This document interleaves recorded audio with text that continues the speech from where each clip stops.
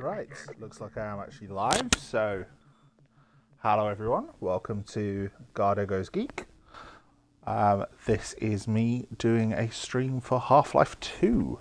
I've played this game a long time ago, but it's I've only played through it once, but it really kind of stuck with me, all of the Half-Life episodes.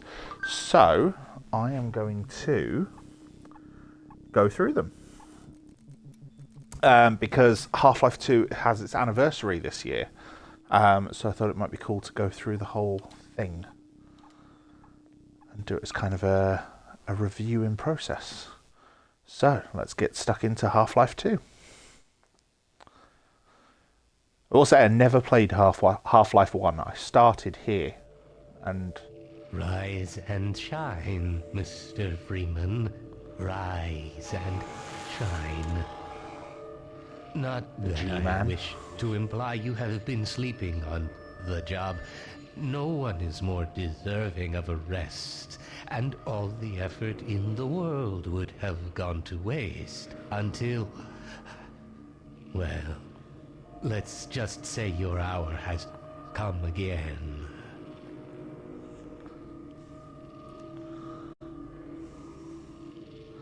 this is a great way to start a video game. The wrong place can make all the difference in the world. So wake up, Mr. Freeman. Wake up and smell the ashes. And that line is incredible.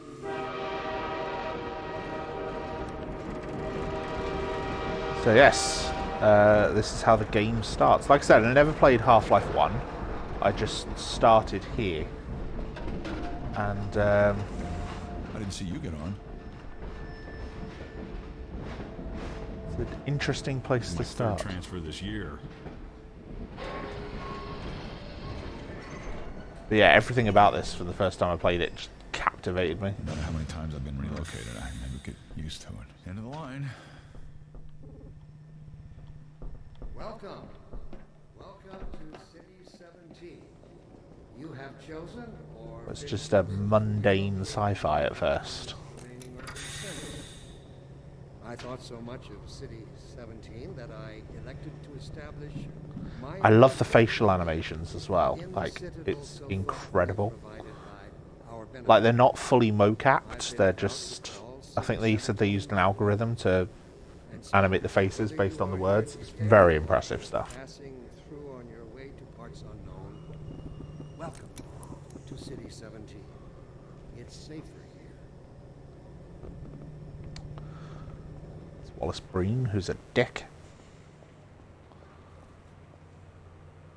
The Vortigaunts. Now, obviously, I know now from like the lore that the Vortigaunts were enemies in the first game, but it's like, and here they're just a slave species. It's very intriguing. Look at this stuff. It's all I have left. All right, I'm moving. Jeez. Welcome. Welcome to City 17. You have chosen or been chosen to relocate to one of our finest remaining urban centers. I thought so much of City 17 that I elected to establish Great my physics engine. administration here in the citadel. Overwatch stopped our train in the woods and took my husband for questioning. They said he'd be on the next train. 17 my home. I'm not sure when that was. Whether you They're are here being to nice, stay though, or letting me wait passing for him. through on your way to parts unknown, welcome to City 17. I mean, it's a basic one, and obviously it is showing its age now, but these graphics are still good. Like, very simple in a lot of respects, but it's like the physics engine and the facial animations really sell you on just how rich it is. Don't drink the water. They put something in it to make you forget. I don't even remember how I got here. Welcome. Yeah, it's Welcome to City They never 17. leave. You never see have them go. chosen They're always full. No one ever gets on, but they're always departing, but they never arrive. And the ones that do I arrive, thought so much of City 17 that I elected to It's a great amount of world building, just like that guy muttering to himself about the times. provided I see they took your our suitcase benefit. too. They can't get away with this I've much been longer. proud to call City 17 my home. And so, Dr. Breen whether again? you are here to stay I was hoping or I'd seen the last of him in City passing through 14. on your way to I wouldn't parts say that unknown, too loud. This is his base of to operations. City 17. It's safer I think that was the same guy voicing both of them, or at least it sounded like it.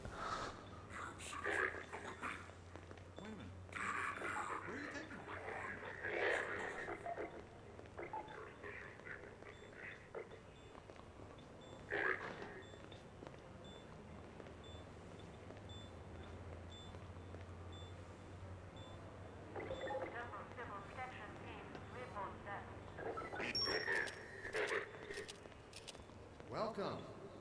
Welcome to City 17.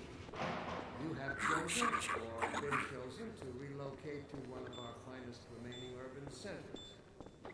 I thought so much of City 17 that I This must be a elected to mistake. establish I got a standard my relocation coupon administration just like everybody else.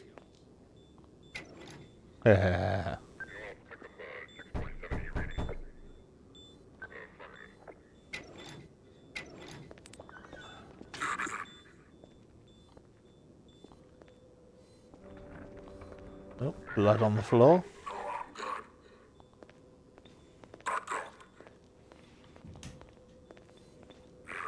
I'm gonna need me some privacy for this.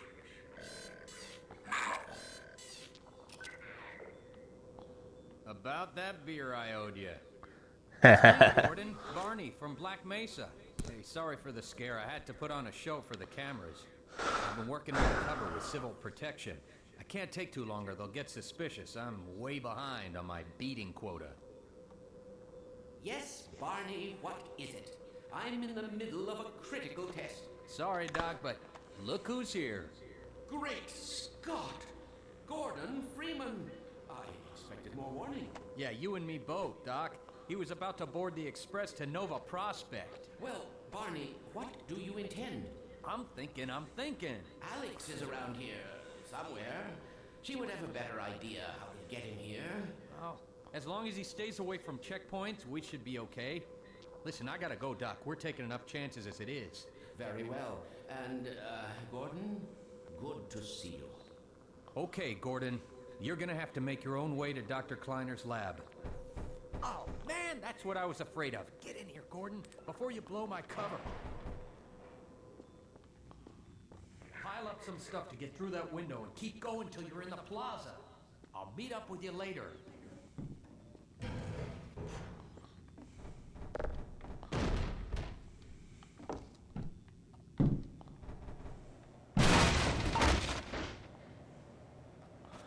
Yeah, very good little physics engine. I also like how all the characters are just introduced to you as, like, you know, as you know, these are your friends that you've met before. You know, it works, I think, even if you haven't played the first game, which obviously, like I said, I hadn't when I first played this. You know, I know who the characters are and I can get invested in these characters just on their own. And here we are, one of the most famous parts of the introduction. Sincerely, a concerned citizen. Of course, your question touches So, you know, you have the option to throw it at him, you have the option to put it in the trash can. You've got plenty of options. years for the future of the species. I also detect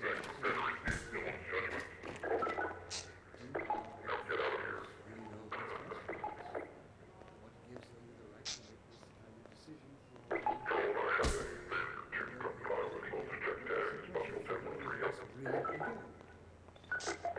Allow me to address the anxieties underlying your concerns, rather than try to answer every possible question you might on voice. First, let us consider the fact that for the first time ever, as a species, immortality is in our reach. This simple fact has far-reaching implications. It requires radical rethinking and revision of our genetic The line starts at the end. It also requires planning and forethought running directly You'll have to wait your turn like everybody else. on neural precepts. I find it helpful at times like these to remind myself that our Yeah, very good world building. And like I said, I really like when you go out here. I've never tried. Can you actually get a drink from the machine? Yes, you can. kept us safe in those hard-scrabble years when we hardened our sticks, cooked our first meals above a meager fire, and started at the hills left upon the cavern's walls. But inseparable from instinct is its dark twin, superstition. Instinct is inextricably bound to unreasoning impulse, and today we clearly see its true nature. Instinct has just become aware. You get to see the tower and this And like a cornered beast, old it city. will not go down without a bloody fight. Very Soviet-looking city. I don't know if they ever reveal where City 17 is meant to be. I think it's like Belarus, but I'm not sure. And bids us rise up against them. Instinct tells us that the unknown is a threat rather than an opportunity. Instinct slyly and covertly compels us away from change and progress. Instinct, therefore, must be explored. It must be fought to change, beginning with the basest of human urges, the urge to reproduce. We should thank our benefactors for giving us respite from this overpowering force. They have thrown a switch and exorcised our demons in a single stroke. They have given us the strength we never could have summoned. It's been a while since I've played it, so I'm trying to remember all the controls and where to go and what have you. Let me assure you that the suppressing field I will believe you go down here. There's like something happening in the building. And it's just very dystopic. I like it. Stride up. Totally not inspired by the tripods from War of the Worlds at all.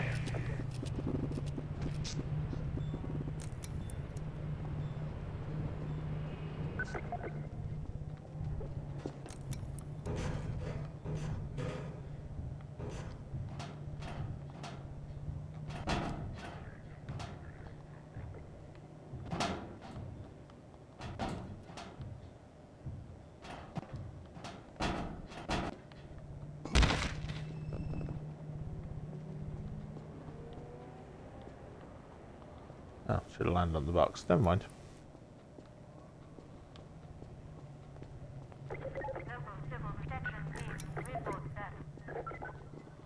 We've been arrested, stopped in the streets.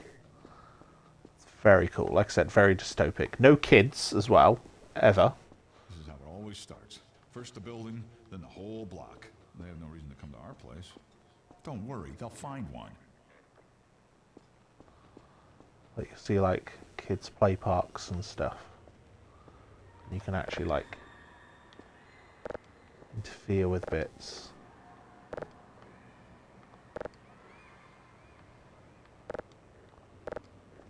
can almost hear like echoes, or at least I did just then. But yeah, no kids.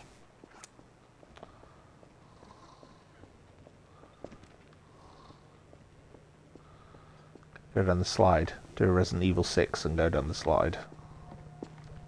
No, because the ladder's busted. It's just not on.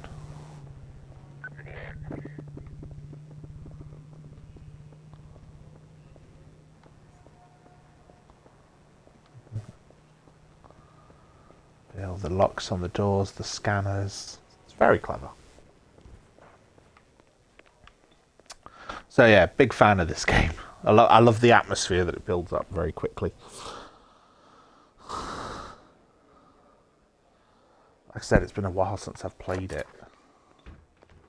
But I think it is one that's, you know, is definitely benefited by being experienced.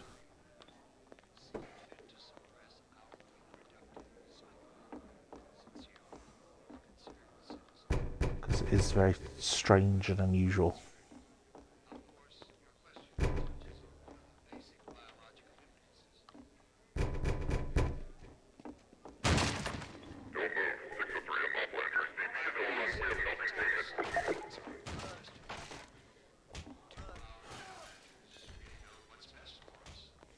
Was that you knocking? I didn't even know we still had a door.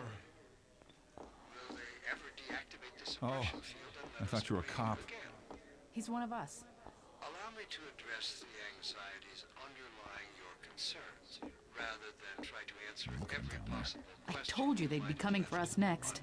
Just this once, I hope you're wrong. First, let us consider the fact that for the first time ever, I love it because they're obviously here for me, but it's never really communicated to you in the game that that's why they're here. far-reaching implications. It requires radical rethinking and revision of our genetic imperatives.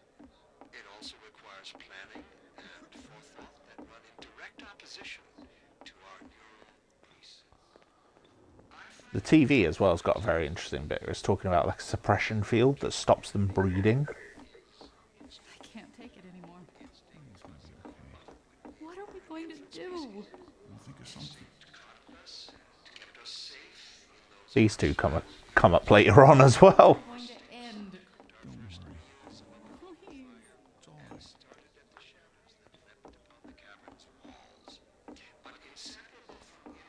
all right. Yeah, it's just so dystopic. Like, oh, you're just giving your billet and Attention, residents. Miscounts detected in your block. Cooperation with your civil protection team. Permit For the full roof. ration There's no reward. time to lose. Here they come! Attention, residents. This block contains potential scissor infection. Inform. Cooperate. Assemble.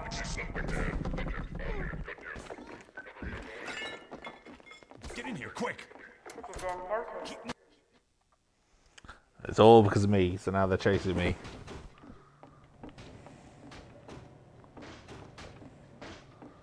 And people are just helping me without even knowing who I am. It's great.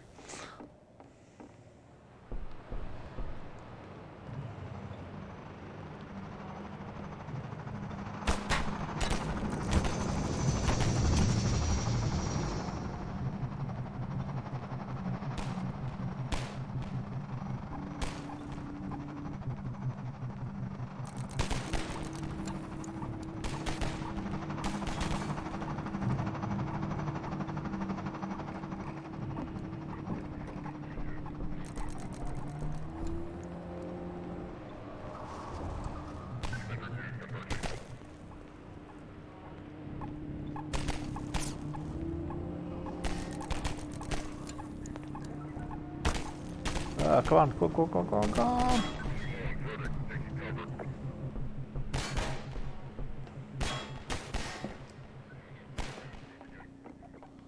It's a good little sequence. Quite thrilling because obviously you've got no weapons, you've got no armor, you've got nothing.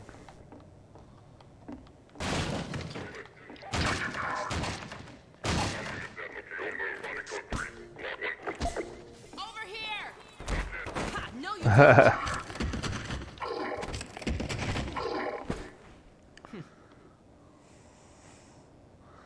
And enter the amazing Alyx Vance.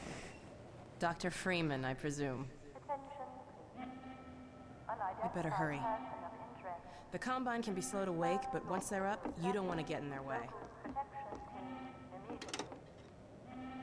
Dr. Kleiner said you'd be coming this way. I don't think it occurred to him that you might not have a map.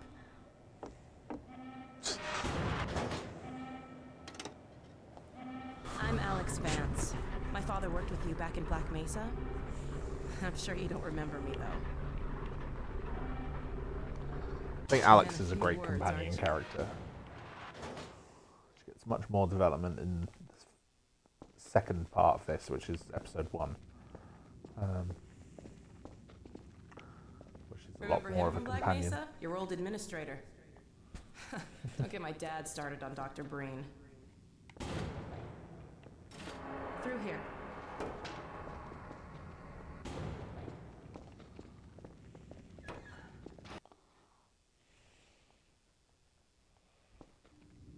Funny, you showing up on this day in particular.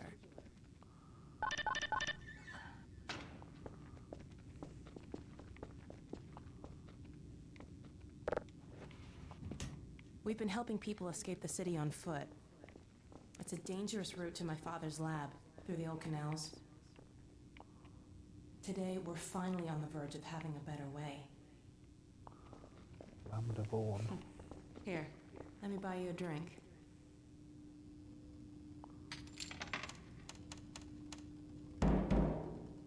Oh, and by the way, nice to finally meet you.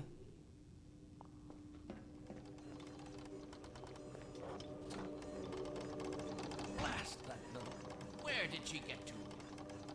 Lamar, come out of there! Uh-oh, everything all right, Dr. Oh yeah, Hedy Lamar, the head crab. Well, almost all right. Lamar Makes sense that a scientist would name if I didn't know better, something after a pet after Hedy Lamar, especially when the said pet is a head crab. Gordon Freeman. It really is you, isn't it? I found him wandering around outside. There's so much around this room that serves as storytelling. Like you've got, you know, the shot from Black Mesa. You've got it's a headline somewhere about the 7 Minutes War. Very opportune time. Alyx has just installed the final piece for our resurrected teleport. I can't take any credit for the breakthrough, Doctor. Nonsense. Your talents surpass your loveliness. Let's just see if this thing works, okay? Well, is he here? There you are. Man, Gordon, you stirred up the hive. It's like, yeah, everything just happens quickly. It's all timed, so you have to... Jeopardize everything we've worked for. Don't worry, he's coming with me. That's right, Barney. This is a red letter day. We'll inaugurate the new teleport with a double transmission. You mean it's working? For real this time? Because I still have nightmares about that cat. No, there's nothing to be nervous about. What cat? We've made major strides since then. What cat? Doc, See, it's all just happening off screen, whether you're paying attention to it or not. Oh dear, you're right. I almost You know, first time I played this, you just stood there and watched them, but you don't have I've to. got to get back on my ship. You can tinker around with everything else that's in this lab. Because there's not many opportunities where you're actually here. Here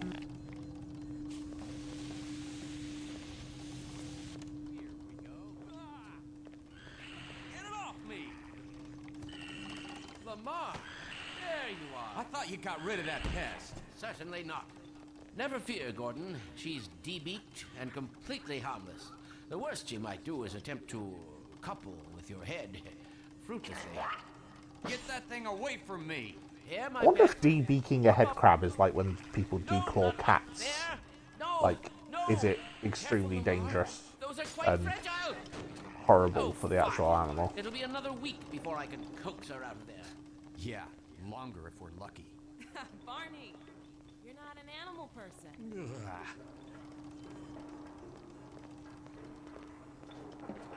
Well, Gordon, go ahead. Slip into your suit now. The big iconic black and orange, and then you put it on. You get the valve noise. Like, I know that's not what it is, but Well, Gordon, I associated it with Valve because I played Left 4 Dead first. like a glove. At least It was like, it always came up with the Valve logo. I've made a few modifications, but I'll just acquaint you with the essentials. Now, let's see. Lots The of Mark troops on the V march in hazardous the area. environment suit has been redesigned These two are for worried comfort about. and utility. Oh dear. Doc, we don't have time for this. At least get that suit juiced up, Gordon. Good idea. There's a charger on the wall. I've modified your suit to draw power from Combine energy outlets, which are plentiful wherever they patrol.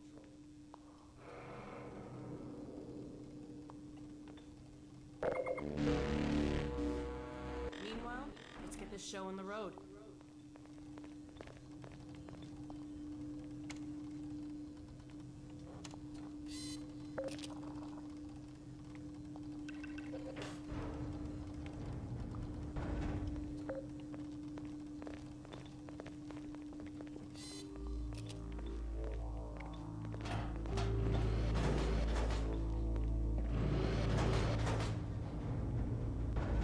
Gordon, why don't you position yourself near the panel over there and wait for my word?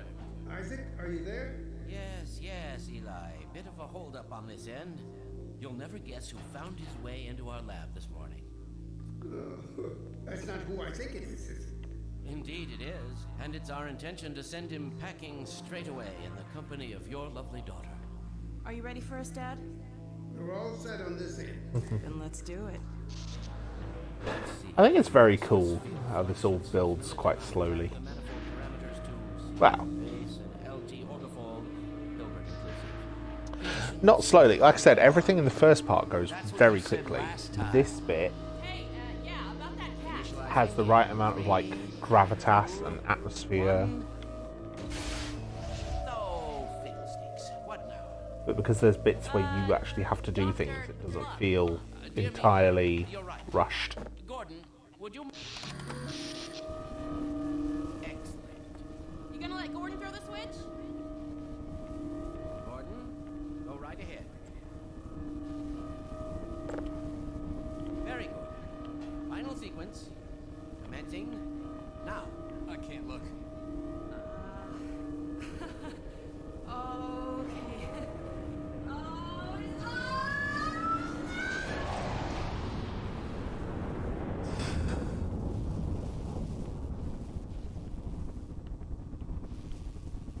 Well, did it work? See for yourself. And if not, you just killed her. So it's a good thing it did work. Almost palpable. Fantastic work, isn't it? Well, I can't take all the credit. Dr. Freeman proved an able assistant. Let's go ahead and bring Gordon through now. Right you are. Speak to you again in a few moments. Good job, Gordon. Throwing that switch and all. I can see your MIT education really pays for itself. All right, Barney. Your turn. Gee, thanks. Gordon, as soon as you're in position, we'll send you to Eli's. And not a moment too soon.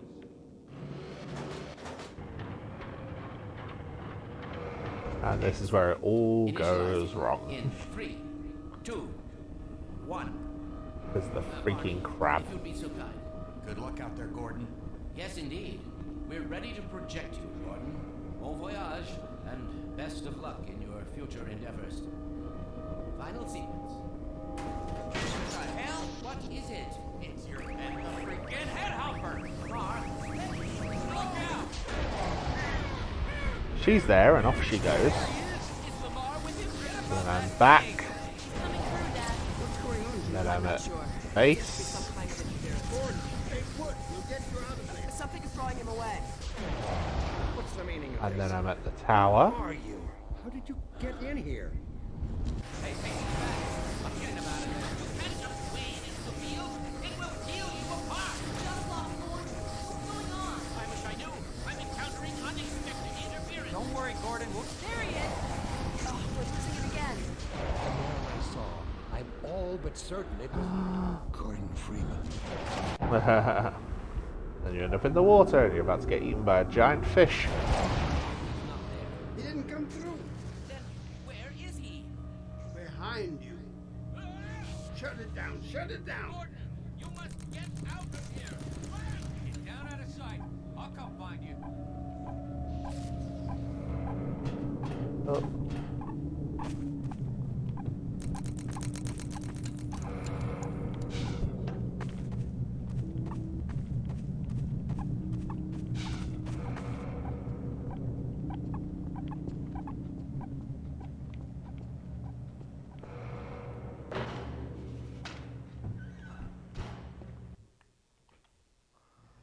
Camera's chittering away, catching you teleporting. Oh dear. Hey, Gordon! The Citadel's on full alert. I've never seen it lit up like that. Get out of City 17 as fast as you can, Gordon. Take the old canals, right? They'll get you to Eli's lab. It's a dangerous route, but there's a whole network of refugees, and they'll help you if they can. I'd come with you, but I gotta look after Dr. Kleiner. Oh, and before I forget, I think you dropped this back in Black Mesa. Good luck out there, buddy. You're gonna need it. The iconic crowbar.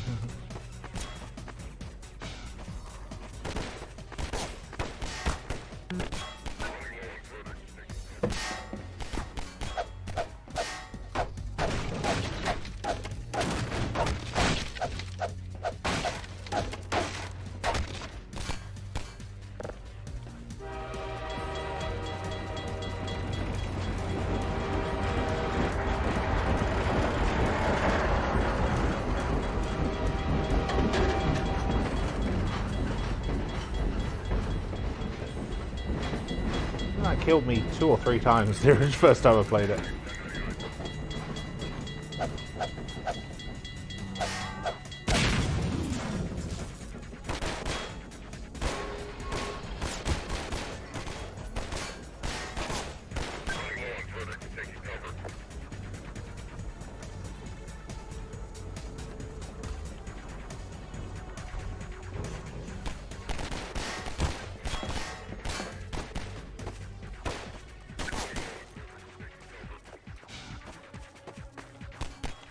Trying to click to sprint, and it's like, that's not the button.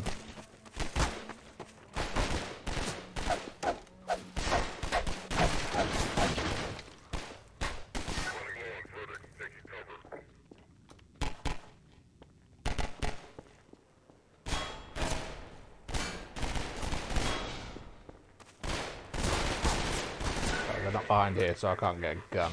Oh.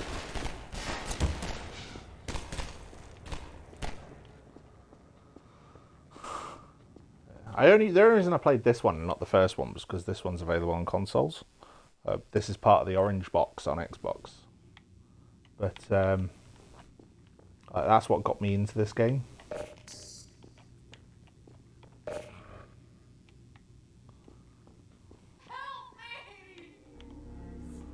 And they...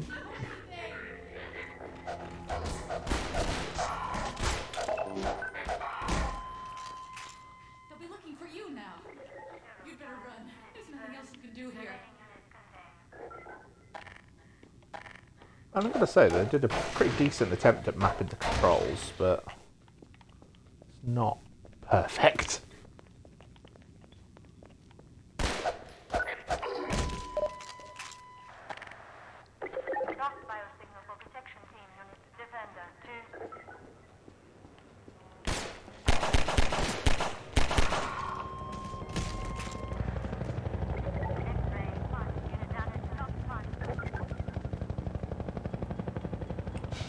Oh, I'm going to have to remap this controller. Attention protection team. Status evasion in progress in this community. Response. Isolate. Inquire.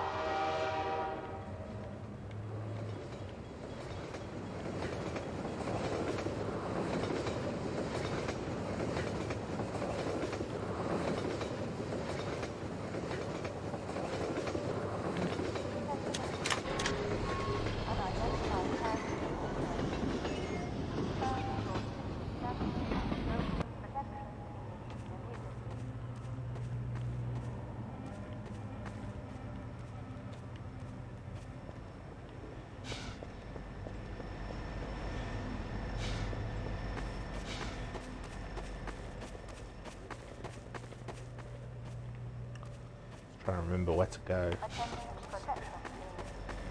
I said, I'm going to have to remap the controller the next time I play this. Oh, I think you go up here and then...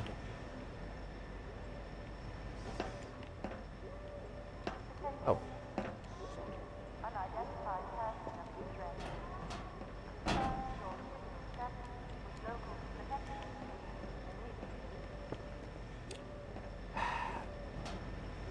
Third time's the charm. Or not, because I'm jumping too far over.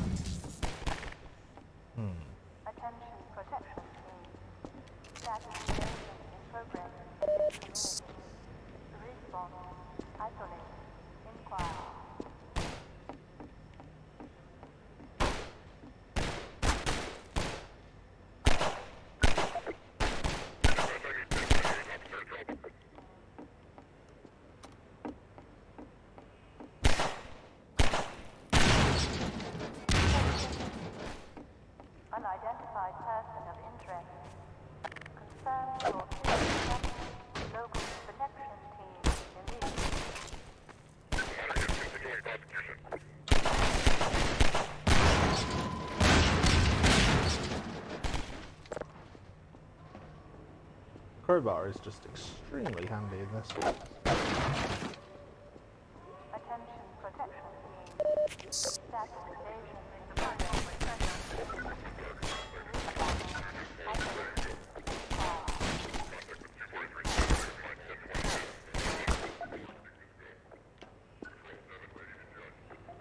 Attention protection team. Status evasion in progress in this community. Respawn. Isolation.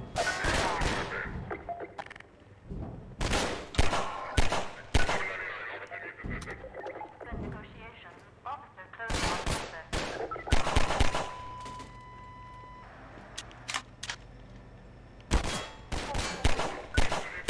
Unidentified personnel. Confirm your civil status with local protection unit down at Stop 1. See, the question you really have to ask though is why, how did Gordon Freeman become such a badass? Because I mean, obviously, yes, there's the events of the first game, but he's clearly freaking awesome even before then.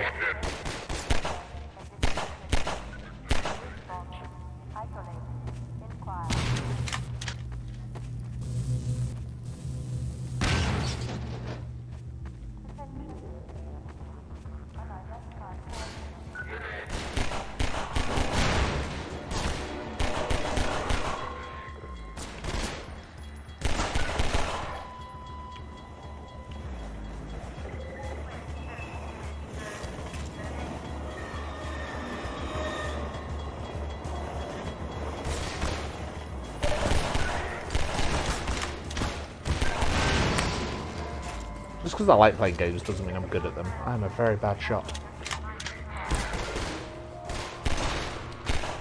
In fact, there is a health cheat for this game, and I think the first time I played it, I was using that.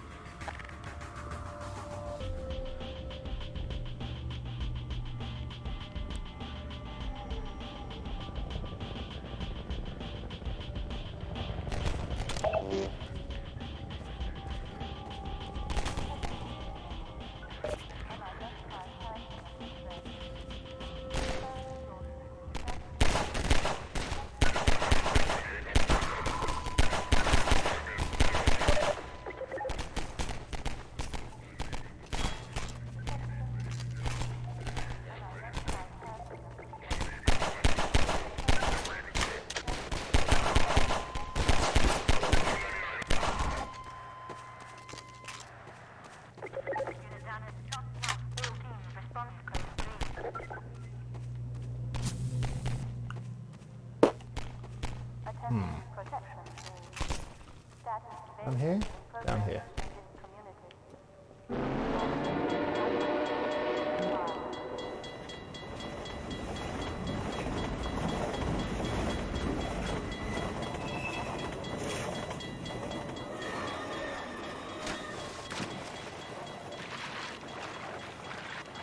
Go down here because there's all these watery bits. Oh, I'm stuck in a box. Oh, oh shit! What the hell? Oh dear. What the heck?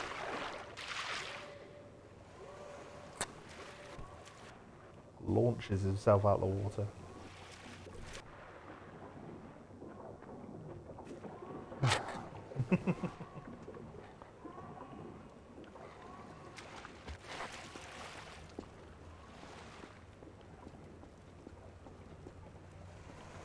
Now where do I go?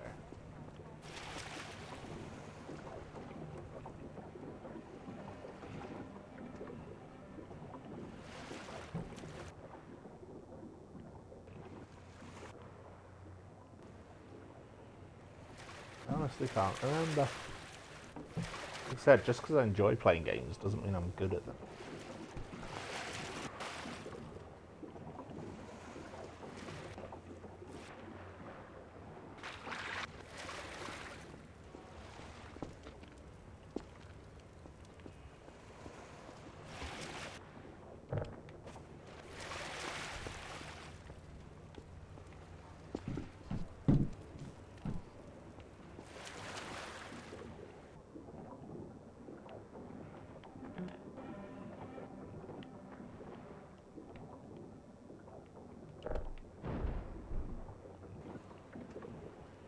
This thing, Valve developed this amazing physics engine for this game, so they have to find every stupid way of showing it off.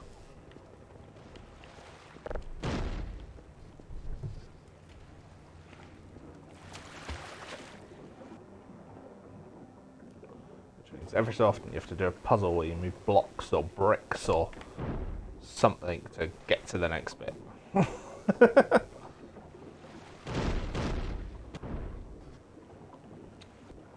I mean, don't get me wrong, it is a great physics engine, but it's one of those...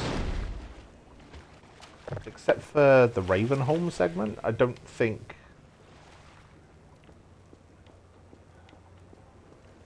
Oh, fucking ladder there anyway. Good God. Guess those sirens are for you, huh? Good thing you found us. You're not the first to come through here, This is the Freeman. The Combine's reckoning has come. Look, we're just a lookout for the Underground Railroad. Main station's right around the corner. They'll get you started on the right foot. Meanwhile, let my Vortigaunt friend here give you a jolt to get you going.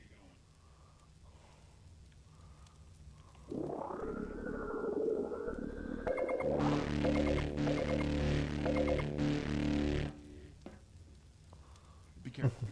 We really can't afford to get noticed. Civil protection catches you down here, it's bad news for the whole railroad. Vortigaunts are great. They're all voiced by Tony Todd, if I remember rightly. Hit the road, Jack.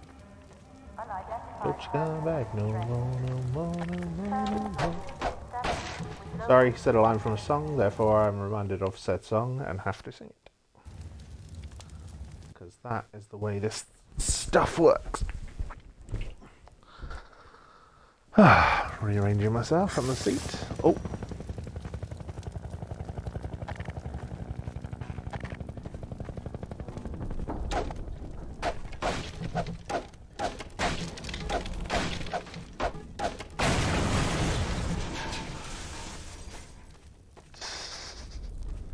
Break all that wood, the whole thing shakes.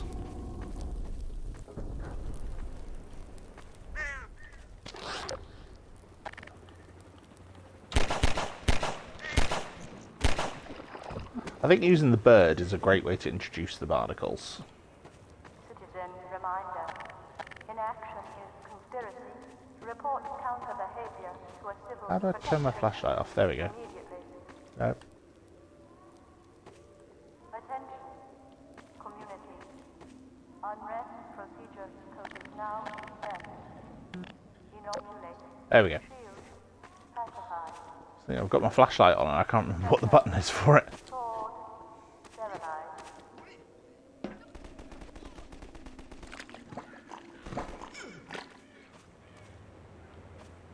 Hey, over here! Help! Attention.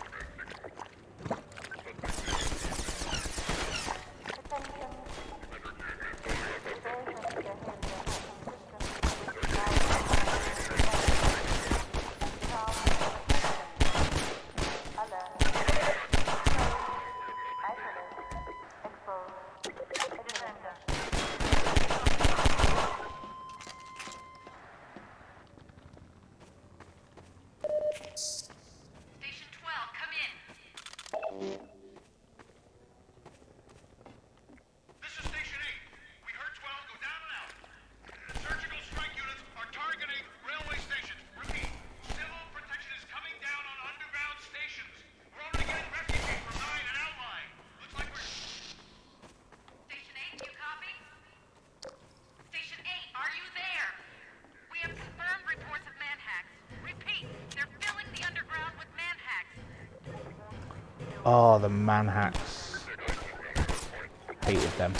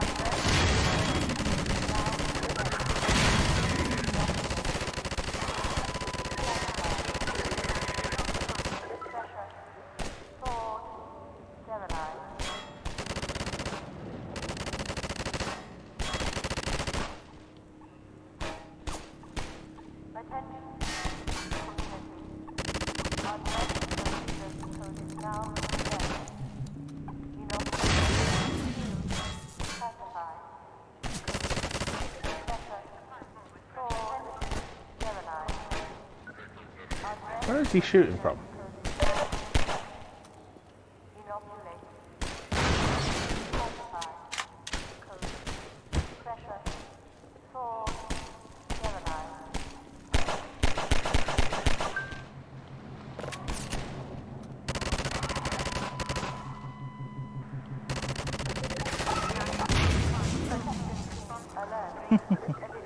This is fun, I could do this all day.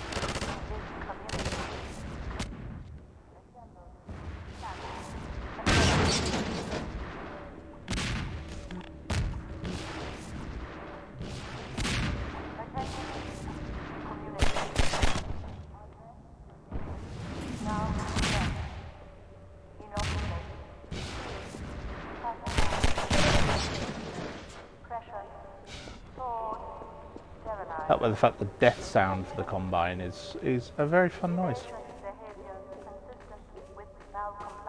It makes it a lot of fun to kill them.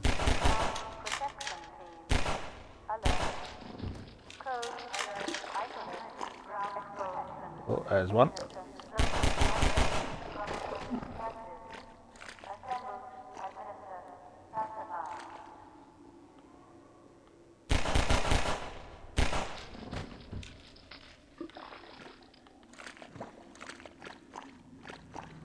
Drops skulls. Yeah, it does.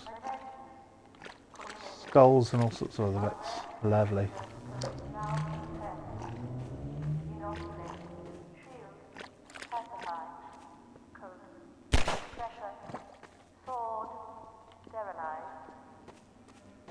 Over here! Keep going, friend. That station was raided, but there's others up ahead.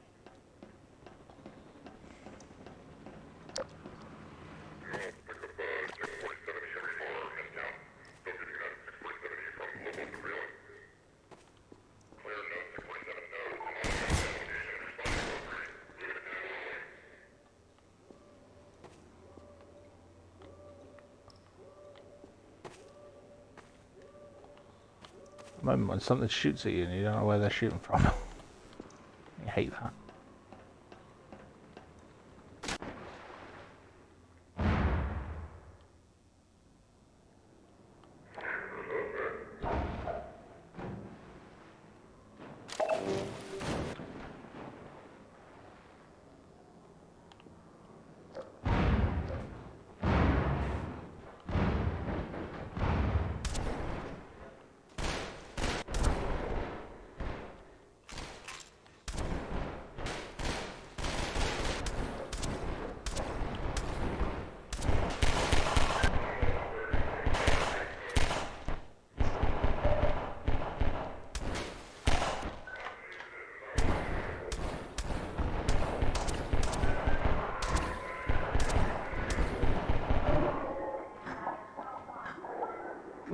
Whoops.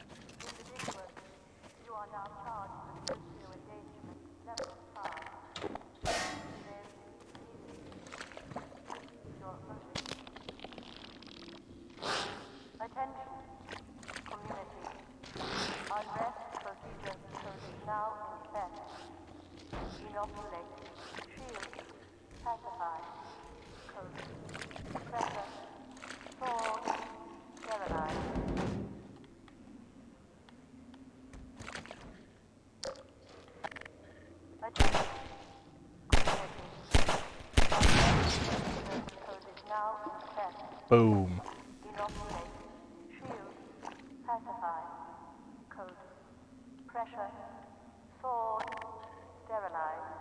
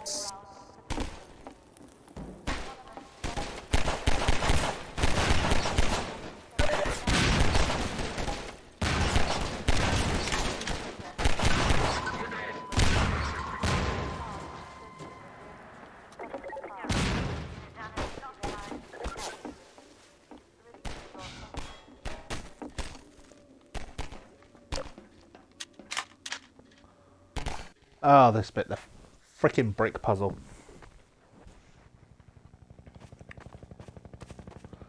That's what I meant earlier when I said that there's like, you know, they've got this really good physics engine, so every so often they have to show it off with a stupid puzzle. And I get it, you know, it's a good physics engine. They clearly worked hard for it.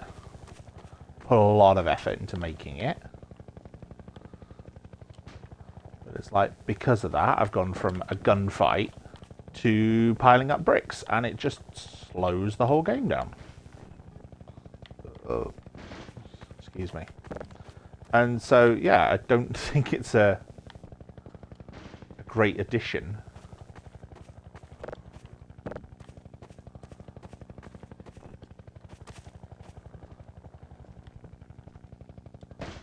To the game, especially because also it's what, 6-7 breeze blocks, which are supposedly a counterpoint to a grown man.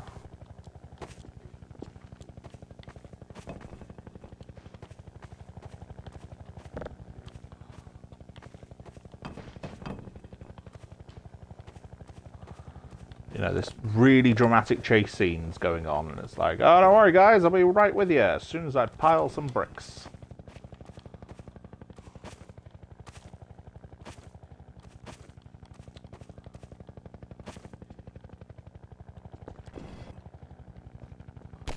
Because that's what the priority is, jumping on some bricks.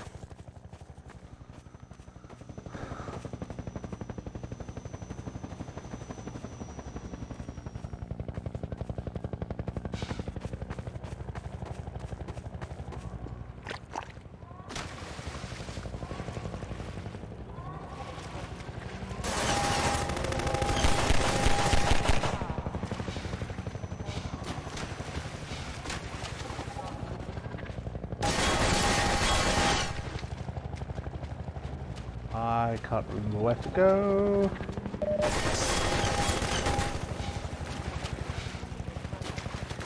This way.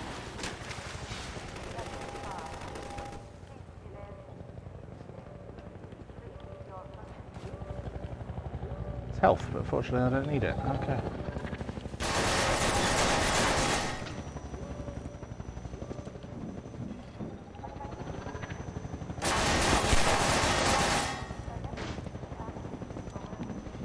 I'll do.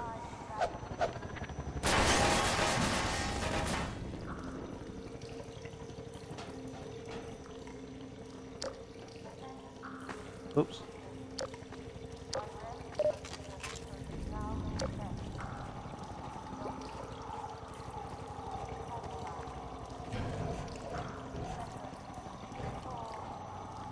Oh.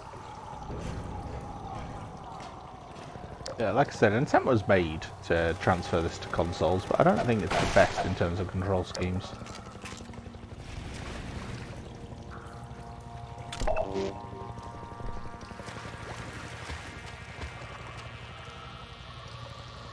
Not a terrible attempt though, it's definitely trying.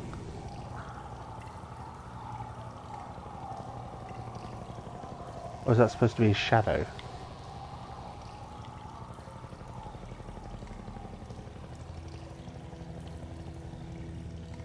Ugh.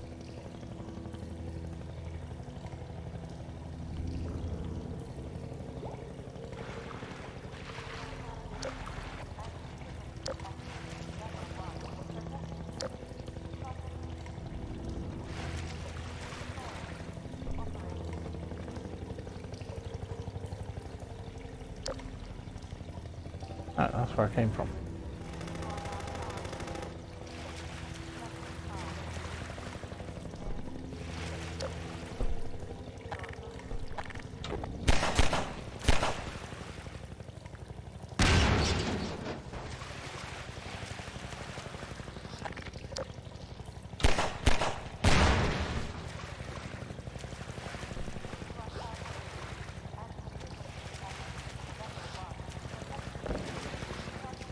Aha.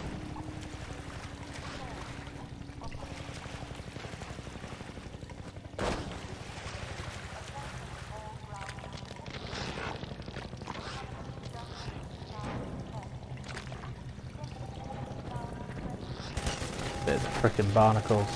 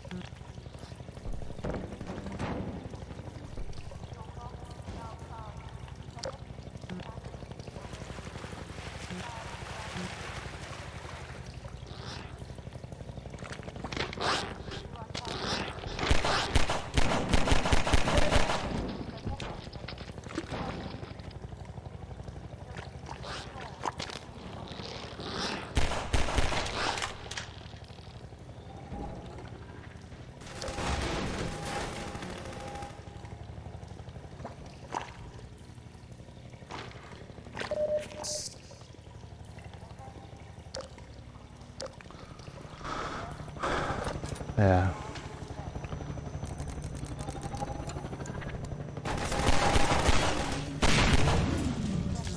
Like I said, it's quite an intense little chase, and then bits like that do just slow it down.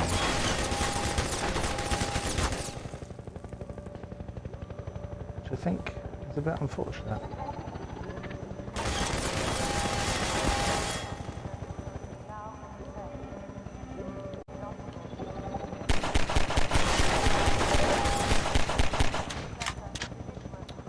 Don't think you can kill it. I can't remember.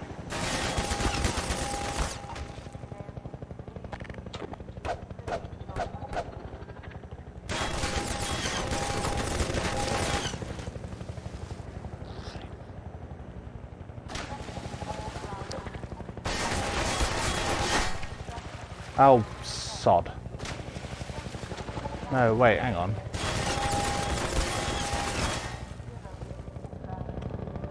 Oh, bollocks, I've just gone around in a big circle.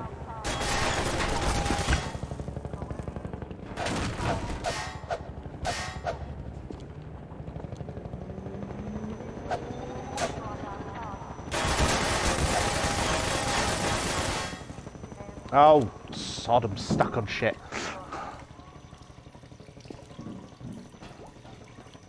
I think I left a health down here. Let's get that.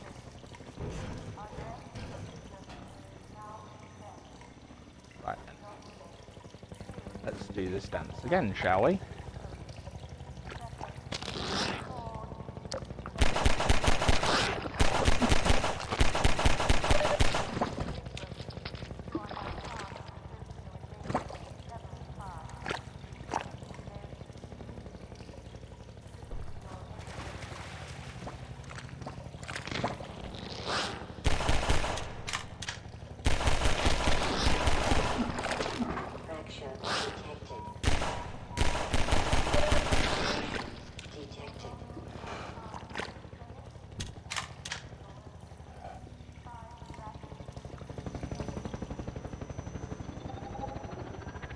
That's it. So I'm going this way. For God's sake.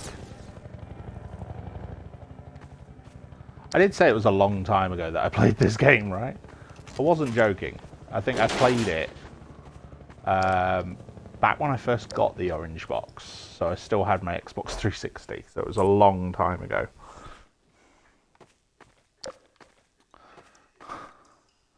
But the game just really stuck with me all these years because of the story. And the story takes a while to build.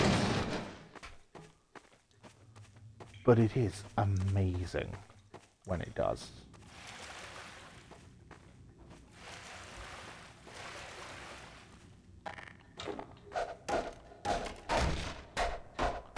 I mean, you've already seen from the world building straight away how good it is. Looks like you're going to be the last one through. Be glad you're not the guy they're looking for. Chance. Sounds like they're calling in every CP unit in City 17. Now they're flooding the areas up ahead with manhacks. You better get going before they sweep through here. But yes, be glad you're not you. That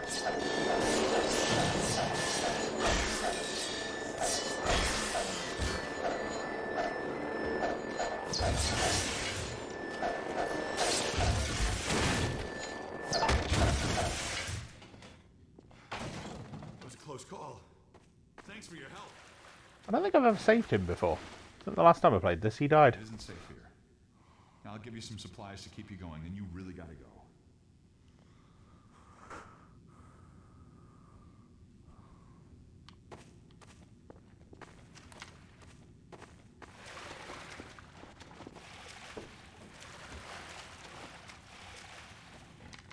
Good luck out there.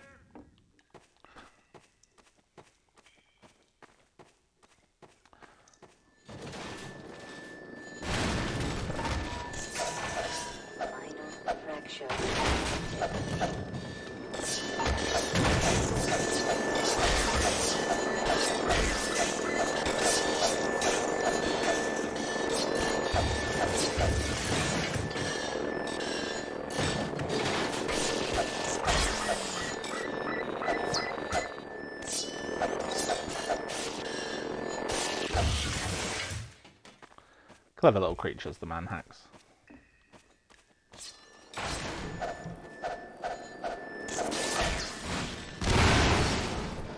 Oops. Oof. Took a chunk of my health off.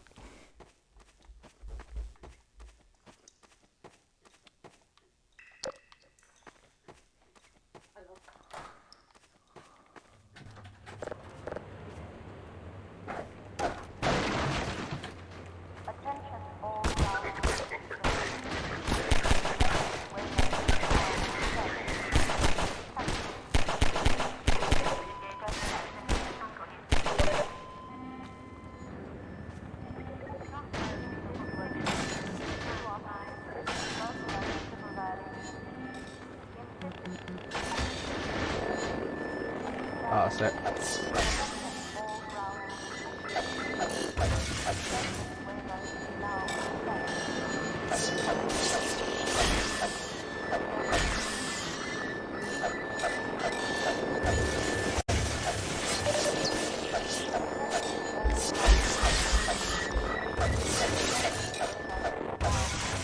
I am so close to dead.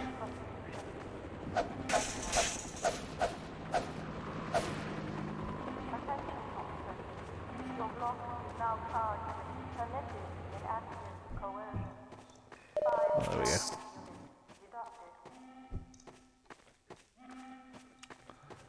But yeah, the noises the manhacks make. Hello my friends, welcome back to Garhdo Goes Geek.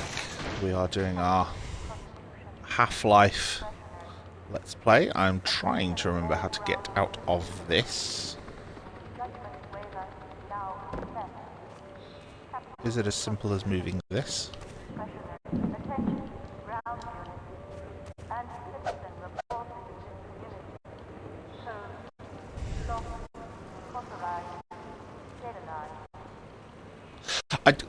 I have said how I hate the bloody physics puzzles in this, right?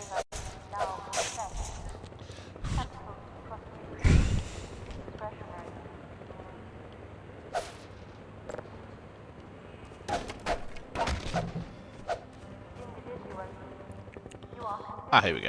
Down here.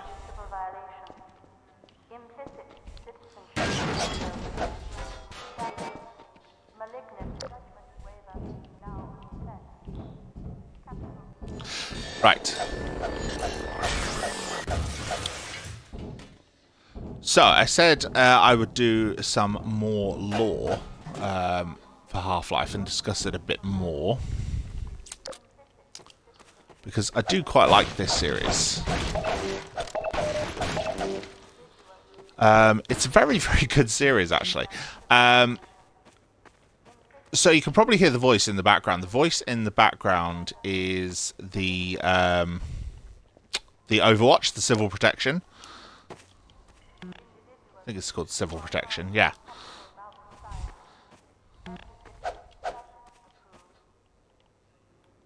How do I crouch? I've forgotten.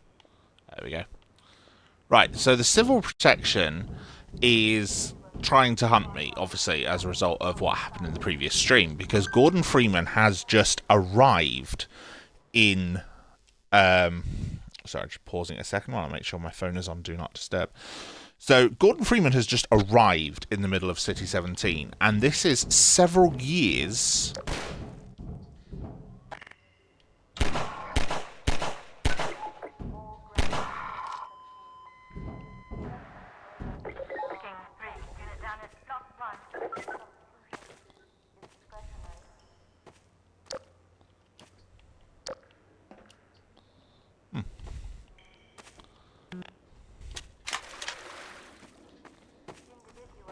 But yeah, Gordon Freeman's just appeared, and it's several years after the incidents in the first game. And Gordon Freeman has just not changed, because as a result of that first game, Gordon Freeman disappears. He is taken out. Taken out of things by the G-Man. And no one really knows who the G-Man is. He is this mysterious being who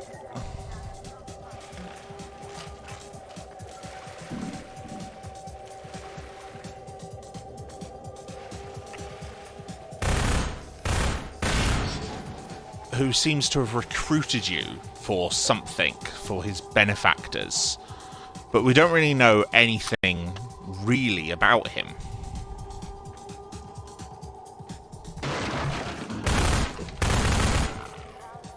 Oh, that's our first zombie. So, there is a resistance in the area. That's cool. I've got my first grenades.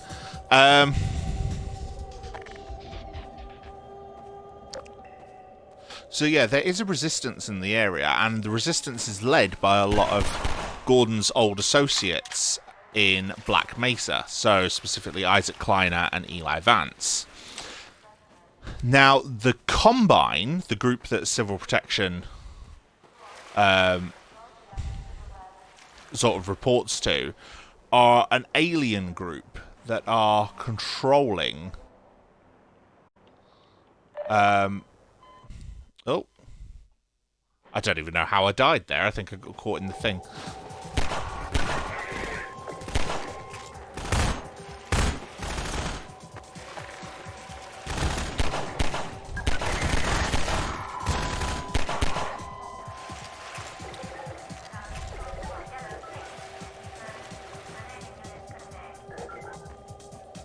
Yeah. I'm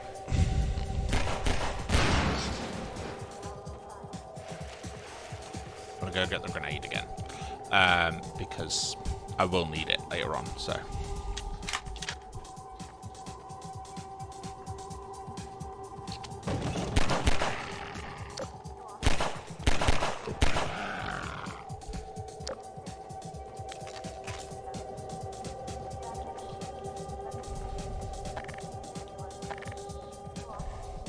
Now,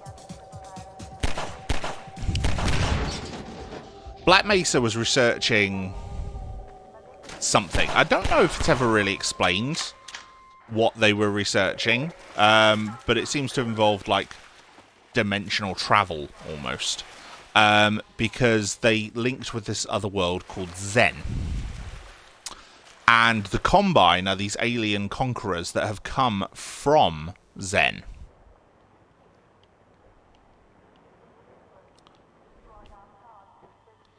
And it's also kind of implied that the enemies that Gordon faces in Zen in the first game were possibly enemies of the Combine, because one of the creatures in this game, the Vortigaunts, who we've already kind of seen, they're the weird alien-looking ones. Oops.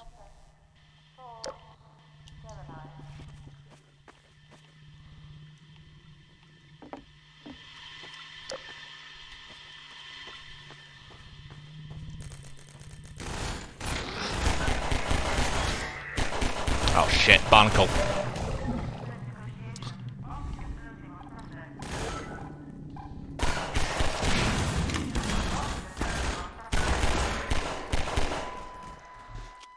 Yes, so let's deal with the firefight first. Yes, so what was I saying? Yeah, civil protection, the Combine, sorry, are these aliens from Zen. And they have now taken over the planet, essentially.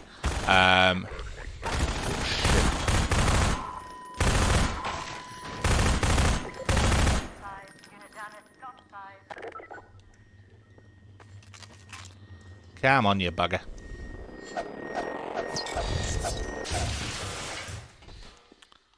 Yeah, they've taken over the planet as a result of something called the 7-Hour War. So, essentially, mankind, in the space of 7 hours, lost a war for the planet.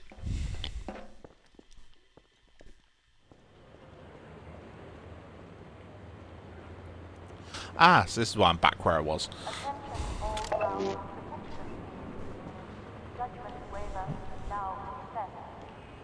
It's part of them drone.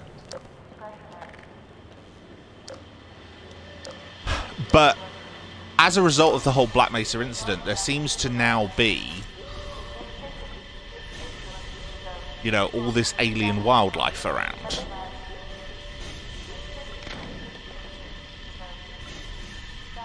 Like these. These are barnacles. They're creatures from Zen.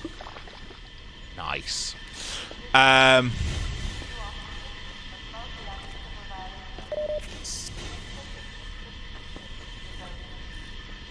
Same with that zombie. That zombie is from a creature called a head crab. So the head crab sort of lands on people and takes them over.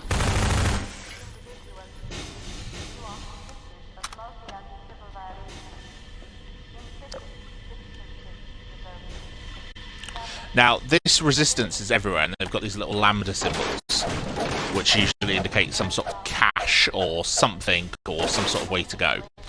Because they've got these areas all around City 17. But my arrival has triggered civil protection to attack. And a lot of the resistance bases that I've come across have been, like, overwhelmed as a result. So where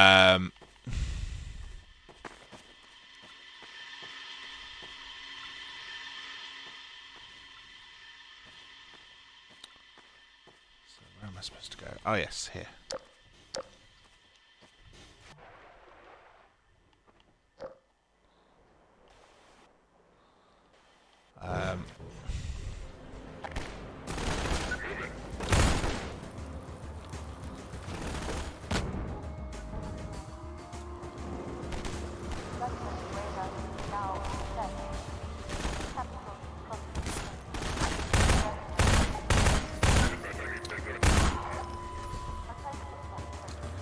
So yeah, they've killed a lot of people trying to get to me, but the reason why I pointed out civil protection in the first place is because I really like the announcer, because she speaks about things like I'm an infection, it's like I'm something that's very, very damaging. I'm an infection for them, judging by how they describe me.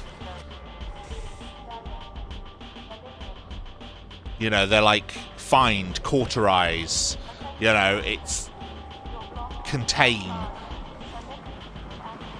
You know, they speak about me like I'm an infection.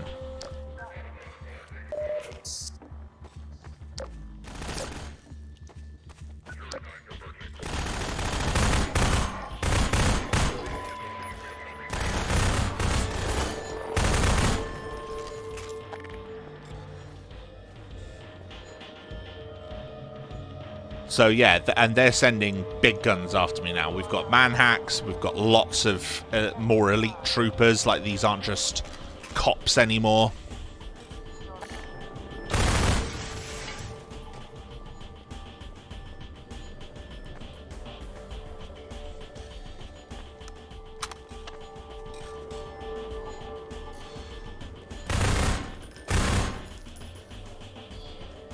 You know, they're determined to hunt me and kill me.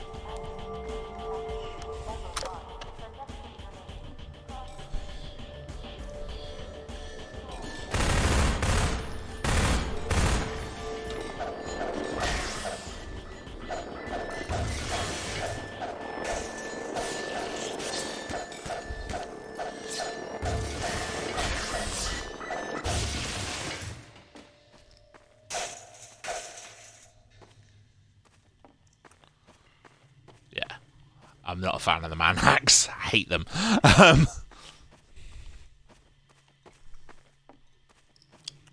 Right, so how do I get past this door? Just opens, nice and simple.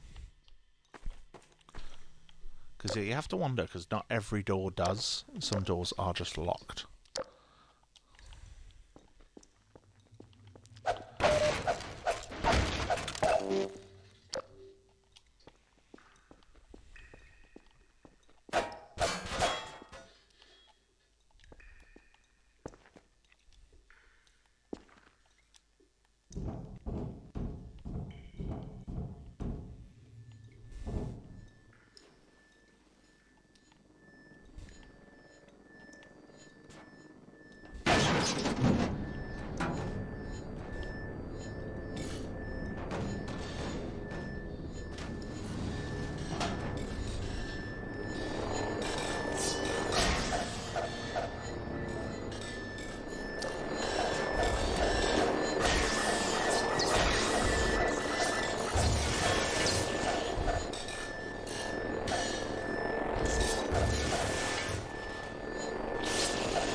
I'm worried this probably isn't that entertaining, me just fighting the manhacks.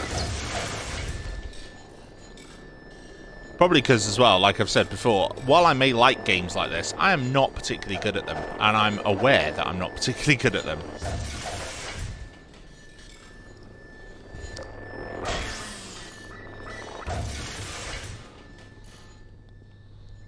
That's the last one.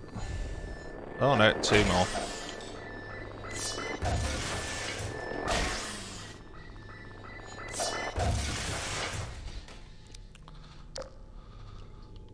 Fortunately, once you hit them once, they kind of lunge towards you. Right, okay. For some reason I'm crouched. I don't know why I'm crouched. There's a lot of explosive barrels in here.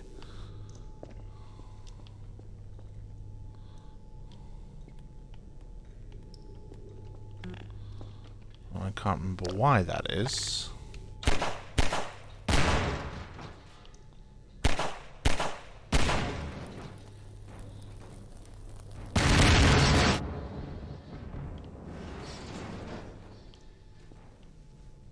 Nice. I probably shouldn't have enjoyed that as much as I did, but nice. Right.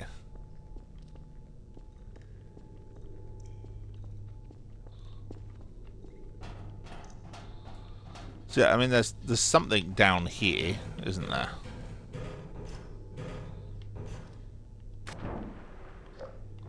I don't know whether you'll get to it, but there's something there.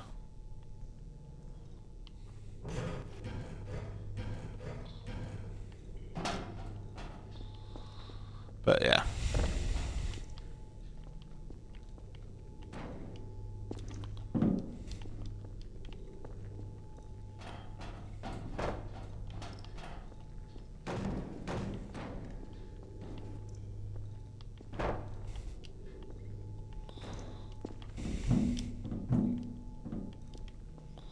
I might have buggered this in terms of being able to do it.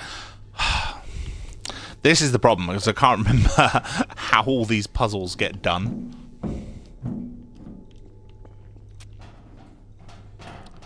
Maybe I shouldn't have blown up the flipping things. I don't know.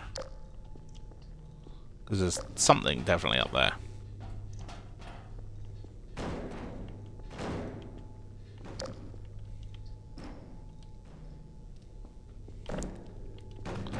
You almost stood up.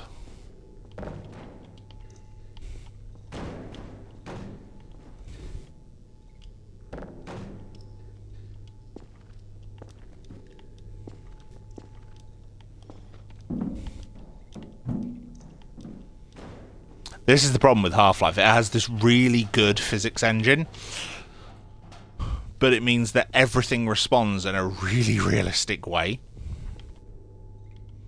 which is fine. Until you can't work out where the fuck you're supposed to go or how. And then it's like, oh, I've got to build shit. Which is really irritating.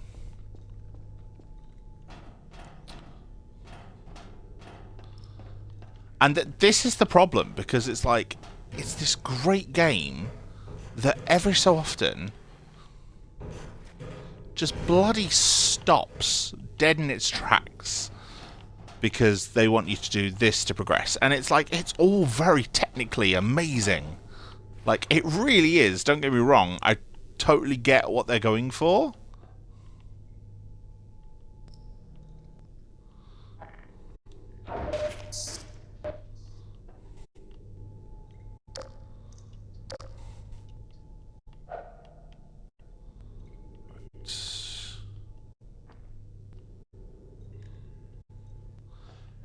I vaguely remember this puzzle, and if I remember rightly, I think there's something I have to push somewhere. Oh, for God's sake. The physics engine's really good until it comes to getting out of the water. Then it decides to throw you around.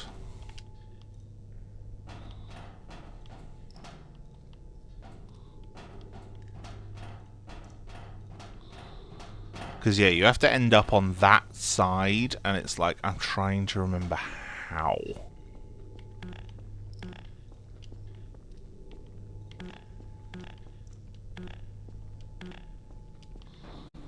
There'll be something that I can interact with somewhere.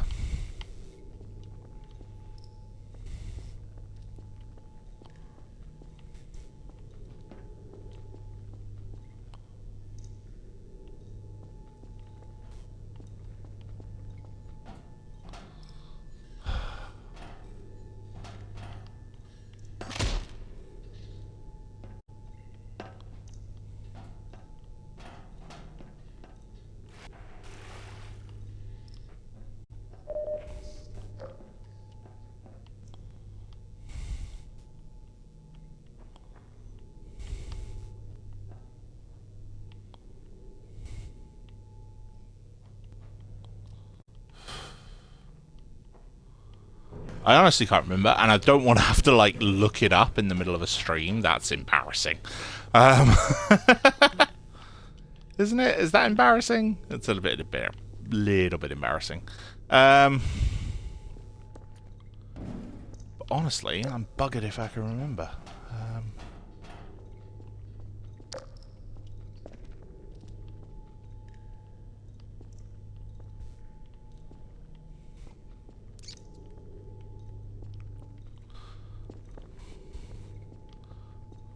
Like, I think if I remember rightly, it's an actual valve that you have to use somewhere.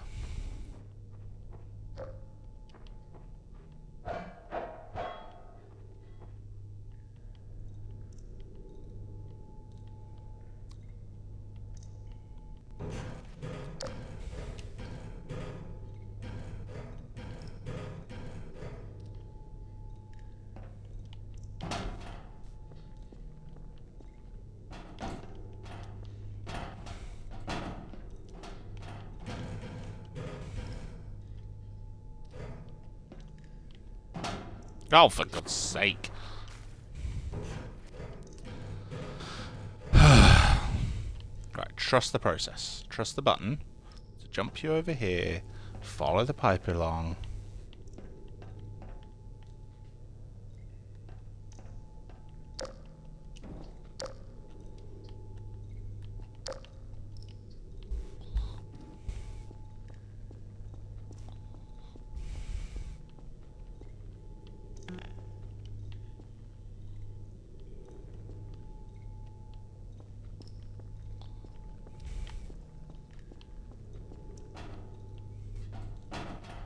Yeah, because there is a puzzle in the game somewhere where you do actually use a valve, and I think it actually plays the valve sting when you do. I seem to remember that anyway.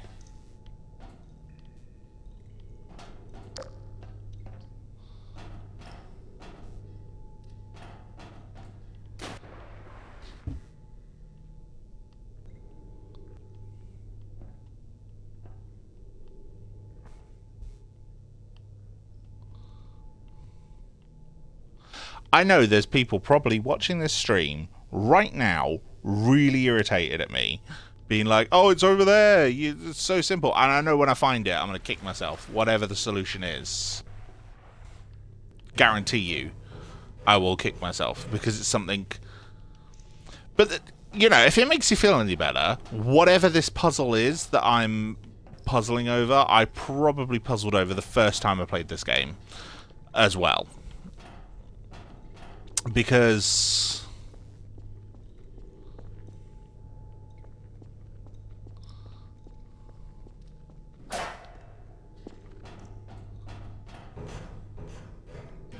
I think you have to do something to raise the water so that you can swim through there, because you can't, you know, you can't get up there from the water without it.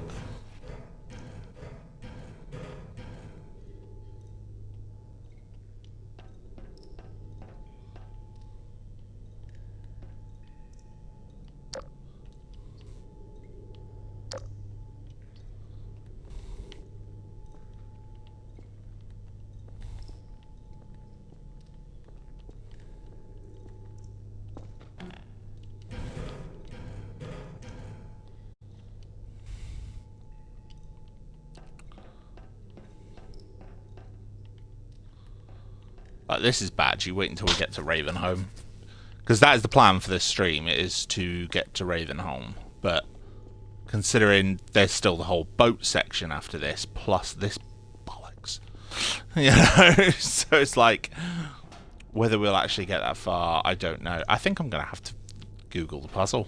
I really think I do.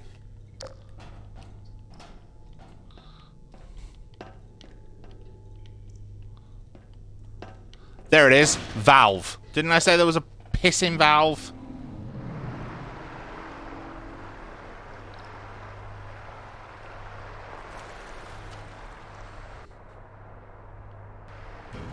It's annoying.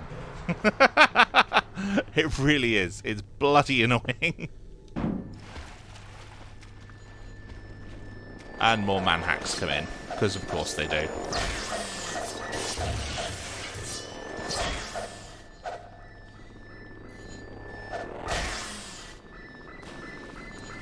It's like you can shoot them, but this is so much easier.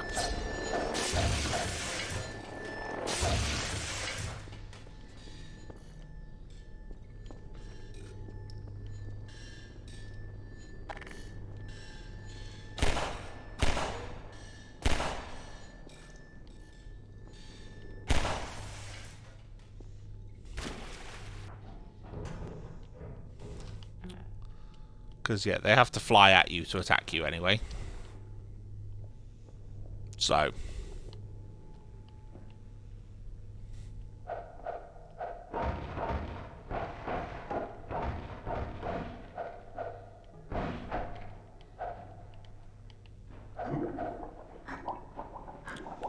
Oh, get out the water.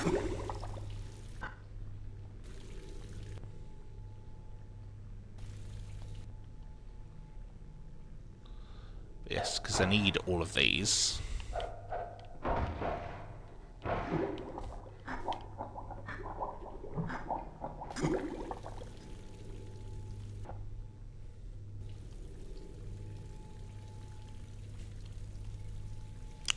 bob on the top of the water so you get the air tank back. Because, yeah, that little auxiliary bar is your flashlight, it's your water, it's so much stuff.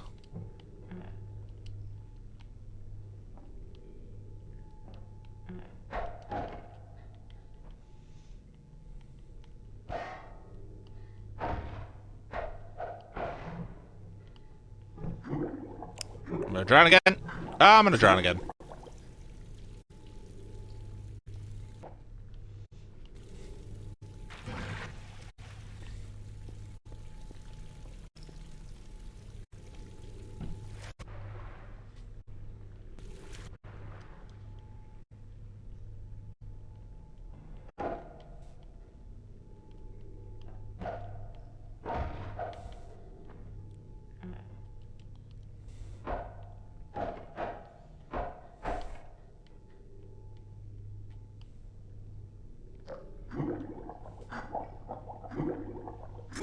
Closest Gordon gets to making sound in the game, by the way.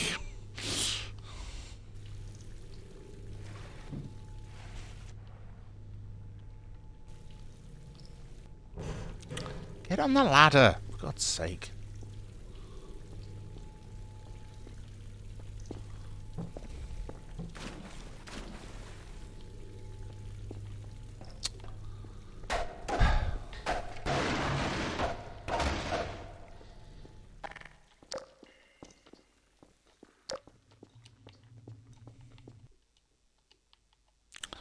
There we are, so we've got a level transition. That means hopefully we're getting a bit further. And yeah, oh god. I do like this game though. Like, I know I'm criticizing aspects of the gameplay, but I do it because I care. I like this game.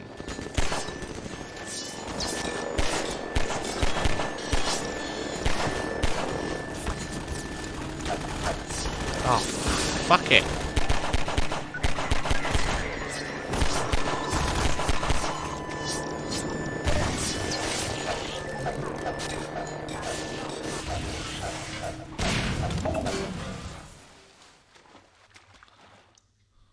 Oh. Right, a mad ass attack.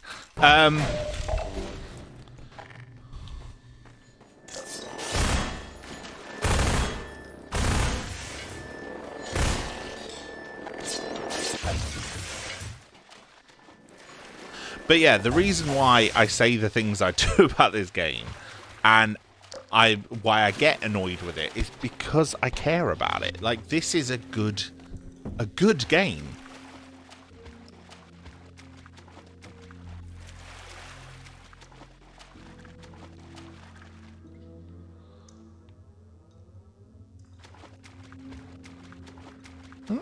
Nice little bit of music. You don't often get music in this game, which is why when you do get music, it stands out a bit. But it's like, yeah, when it just stops, you know, so that it can do, you know, a physics puzzle or have you solve something, and it's like, oh. It's like, I do get what it's... Oh, for God's sake.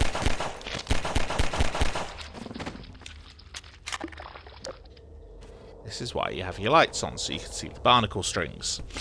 But it's like, I get what it's trying to do.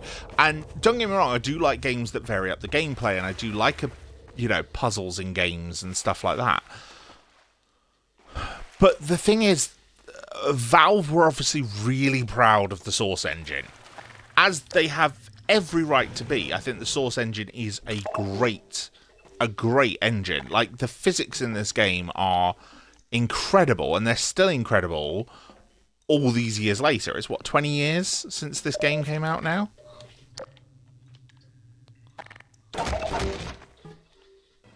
Okay, so I've got a lambda. Now what?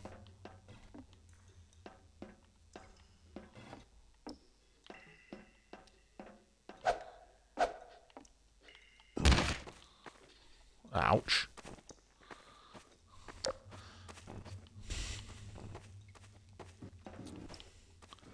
You know, it's 20 odd years after this game came out. The physics is still great. The gameplay is still great. Like, this is a lot of fun. And the story, such as it is... hazard water. Nukage.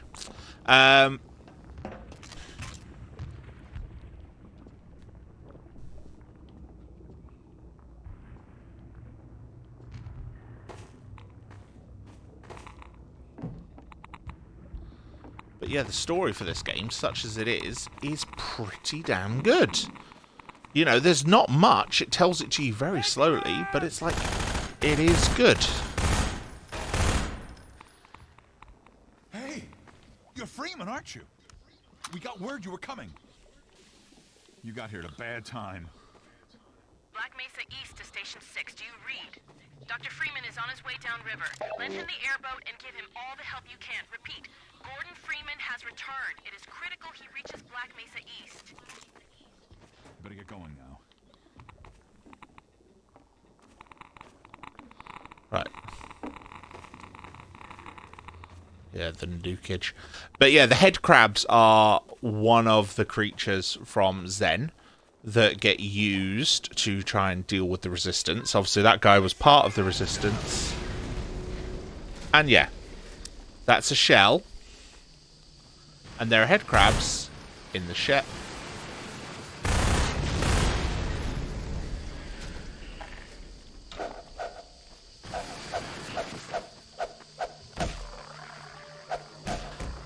And Kleiner obviously had one of those that he called Hedy Lamar. And he said it'd been de-beaked. And it's because they have these beaks that turn you into zombies by basically riding around using you as like a flesh puppet. They are terrifying, and the fact that they're used as like this weapon of war. Because they're not...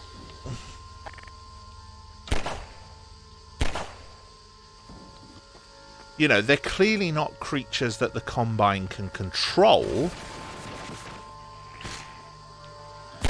But the Combine will happily use them.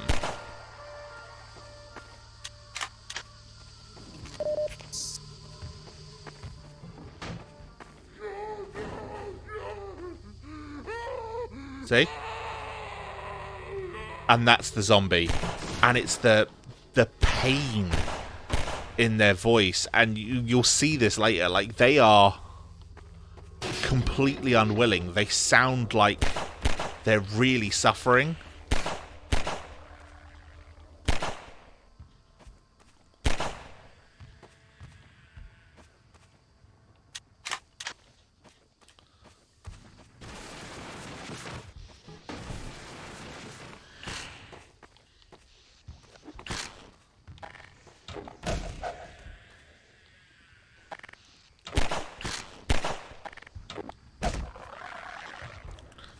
Yeah, they can't ride corpses, though, so guys like that are already dead. They're safe. But yeah, it's really kind of a fate worse than death type thing.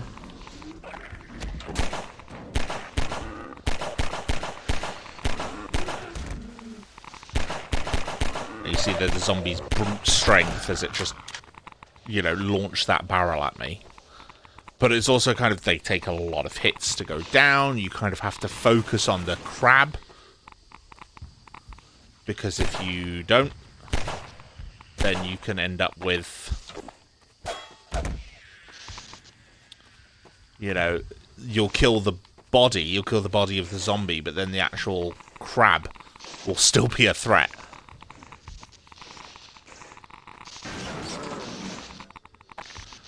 Yeah, I like this. There's something vaguely dystopic about it. Well, not even vaguely.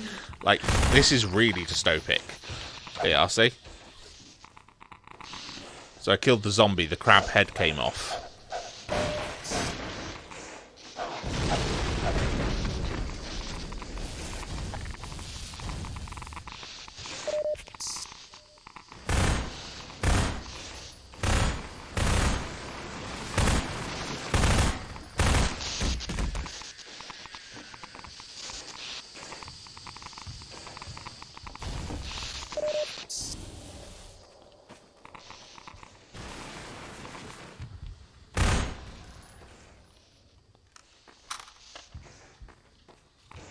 But yeah, everything about them is great. Like, the creature design is one of the highlights of this game.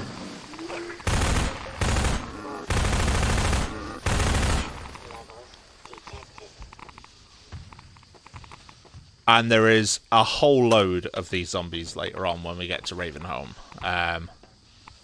In what is quite possibly one of the best levels in the game.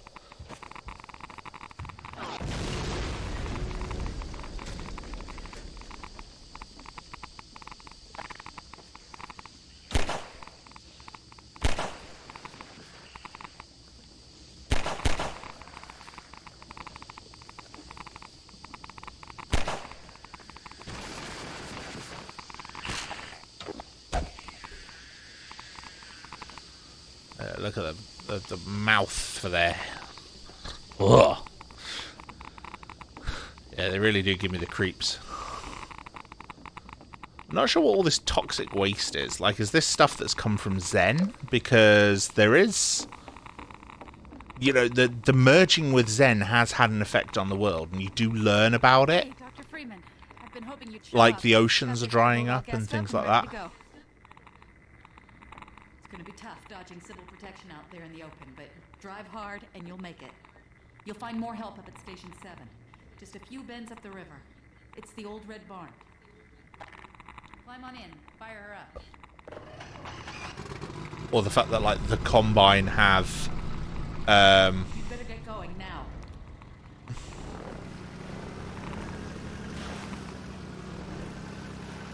Oh, it's so weird driving with the stick. You can tell this was like the early days of putting shooters, like PC shooters, onto consoles. Whee!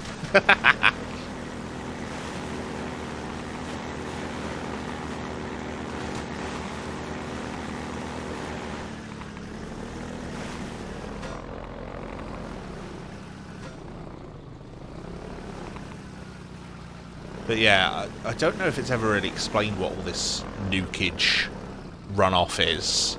Sorry, nukage is a Doom term, because obviously I've been playing that a lot recently.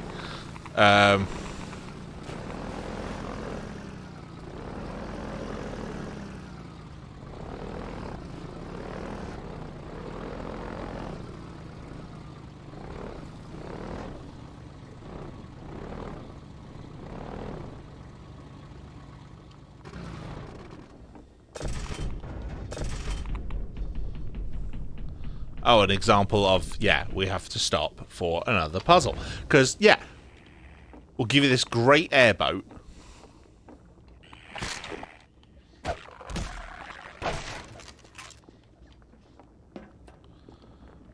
You know, this amazing airboat vehicle that you can drive around.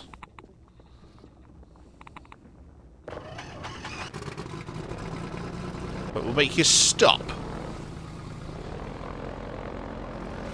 every so often to do puzzles to progress. And it's like, what other vehicle section in games does that? Like, could you imagine... Like, I've played the Warthog sequences in Halo, and I don't remember them stopping as frequently as this, and they were clearly inspired by it. But they seem to know also when to just let you drive.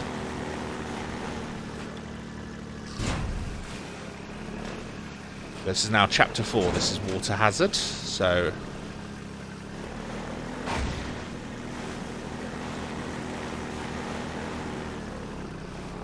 Oh, I think you can see G-Man up there.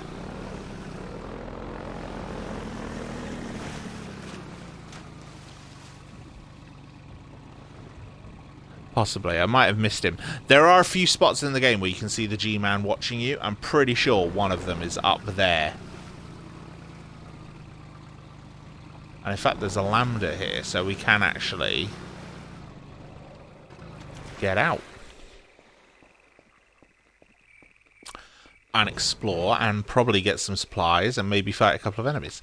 And that stuff's kind of cool as well. They are zombies.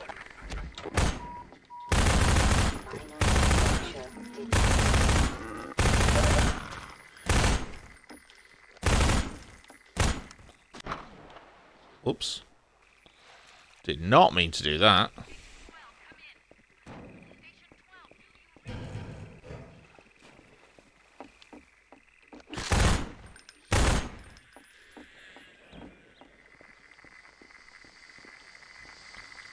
Yeah, so this is another station that got hit. As part of... And it's all part of the Combine's plans to try and get me. That's the only thing they're after, is me.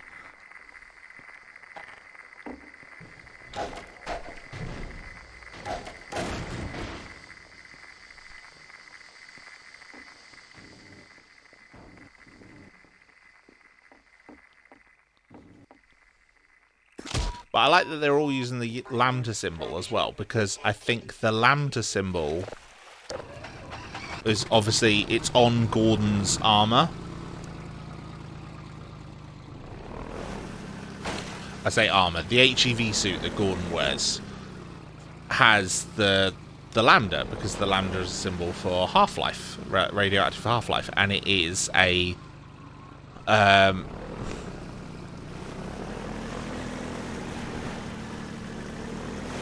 you know, the point of the suit is to protect against, you know, among other things, a radioactive environment.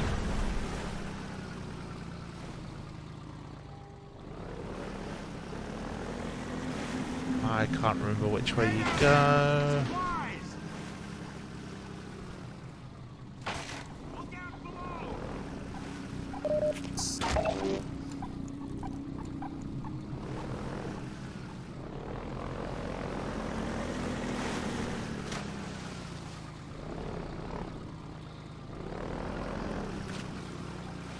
Oh, yeah, this one.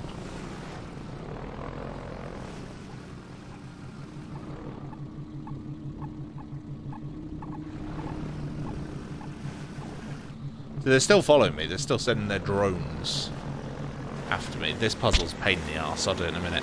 I'm trying to remember what's over here as well.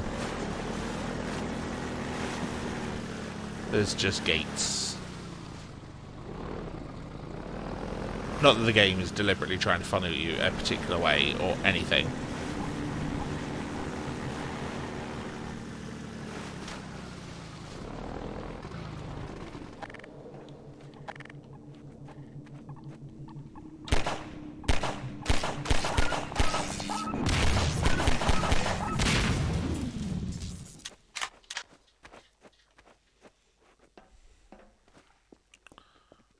Yes, this puzzle I actually quite like. Like, I know I'm quite negative about some of them. This one I actually quite like. You've got to use these blue barrels, which are obviously filled with air, to push that up. So that the mud skipper can drive across it.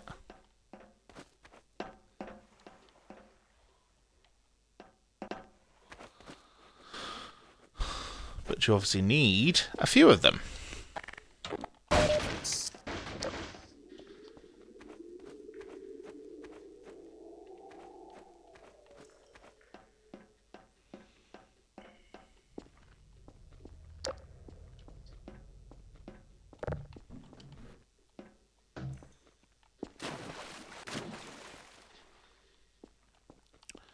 So you have to go and hunt for them.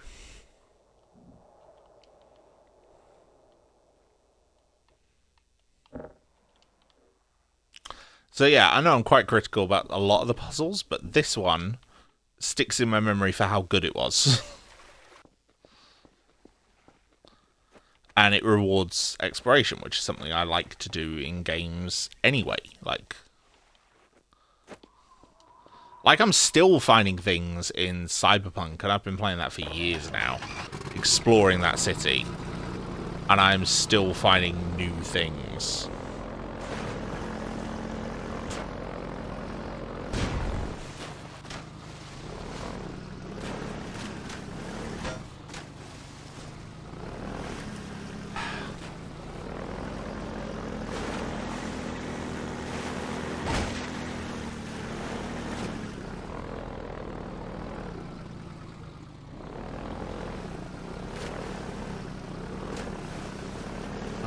line up, line up, line up. There we go. I was going to say, because there's not another barrel.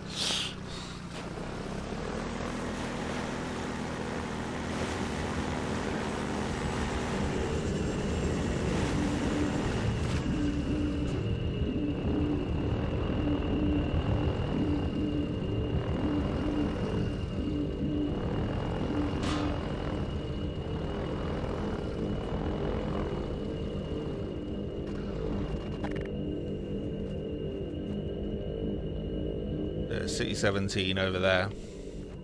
Apparently City 17 is in Bulgaria, I believe. Because my son heard me talking through the last stream, and so he decided to look it up because he's played Half-Life as well, and he was also curious as to where it was. I can't remember why that thing was there. I thought it dropped troops and I was about to have a gunfight, but clearly not. Oh no, there are some things shooting at me.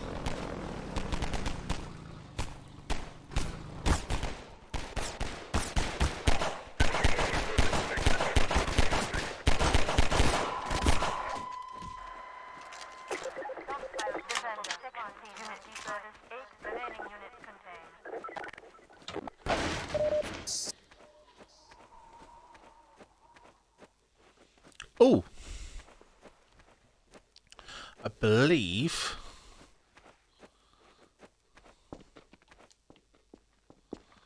this particular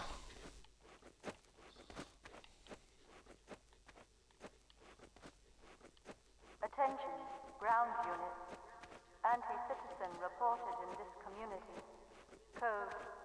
Locked. Authorized. Stabilized. Anti-citizen. What a phrasing. Love it. Your block is now charged with permissive inactive coercion. 5 ration units deducted.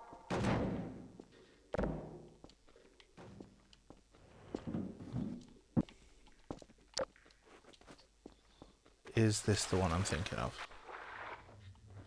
I think it might be.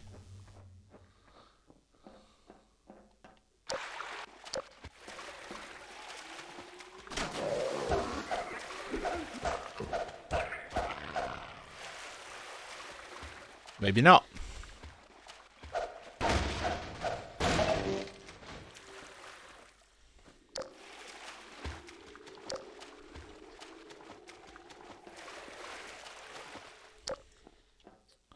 I was hoping to find the campfire Vortigaunt, which I found once and can't remember where he is.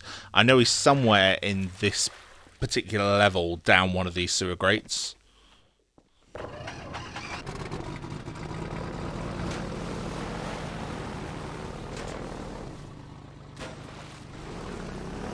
Like a Vortigaunt by a campfire roasting a head crab.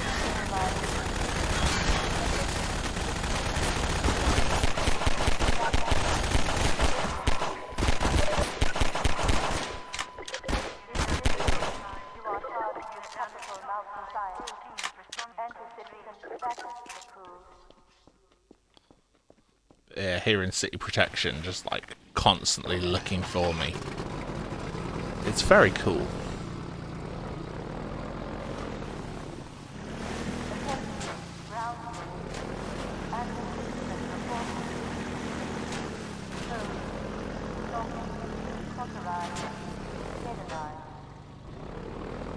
Yeah, cauterize, stabilize. They talk about you like you're some kind of infection. You know, like you're interrupting their perfect order. I love it.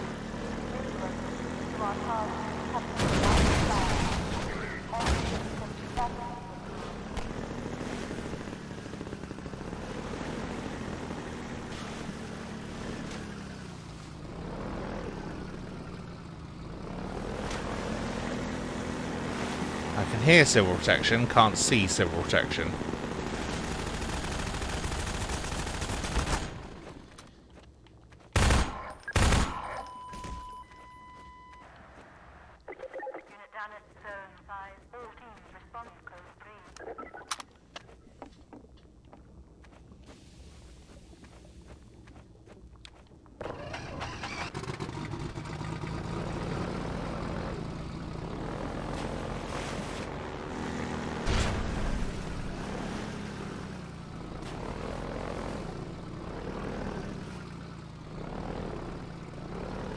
That grate's got a cover.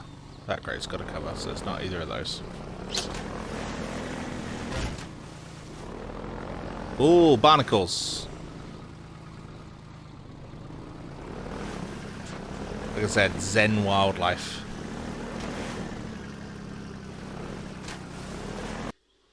So, just as dangerous to you as to the enemies. So you can sometimes bait them into the wildlife, but the barnacles become a much less common threat as the game goes on. They're kind of very much in these early stages. For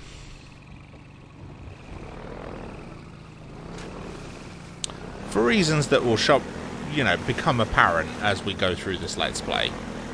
Because my intention is, like I said, to do all of this game and all of Episode 1 and Episode 2, so... What's shooting at me?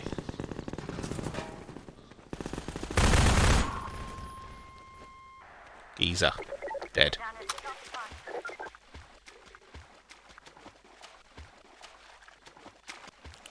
So this is the water level as well. This is because this was presumably a river at some point. So these, those banks there this would be full, and yet this is where you get, the idea that the water is disappearing. And it's one of those elements of the storytelling that's kind of not told to you, but shown to you.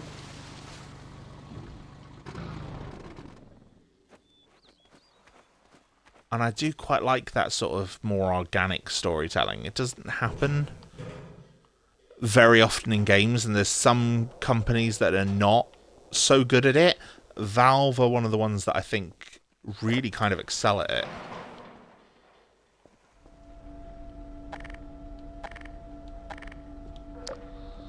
Oh yeah, so this is a civil protection outpost. I forgot about this. I remember this now that I'm in here. Yeah. Who has acquired an almost messianic reputation in the minds of certain citizens. His figure is synonymous with the darkest urges of instinct, ignorance, and decay. Some of the worst excesses of the Black Mesa incident have been laid directly at his feet. And yet unsophisticated minds continue to imbue him with romantic power, giving him such dangerous poetic labels as the One Free Man, the opener of the way. I love the One Free Man idea. Gordon Freeman, the One Free Man.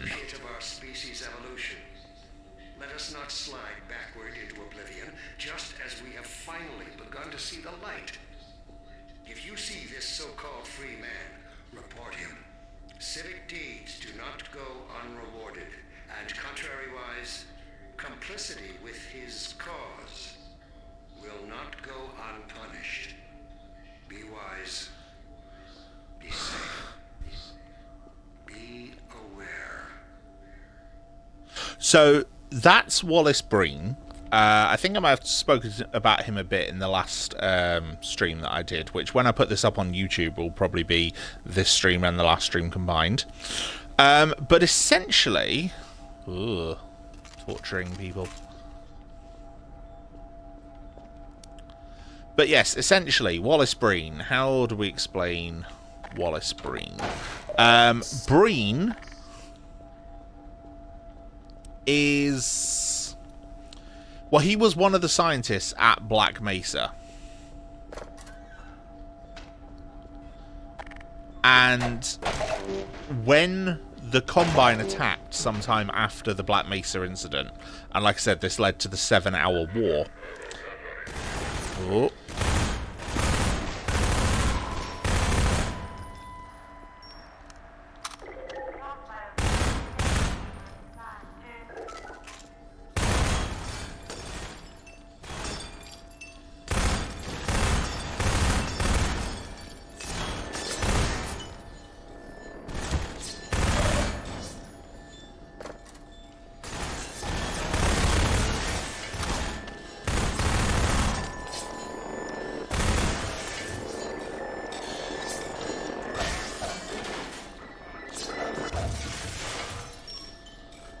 And yeah, Breen negotiated the Earth's surrender.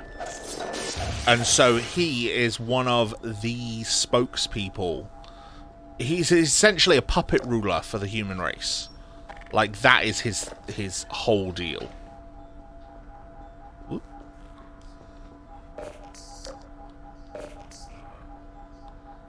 Yeah, puppet ruler for the human race. He has been put in charge of us by the Combine.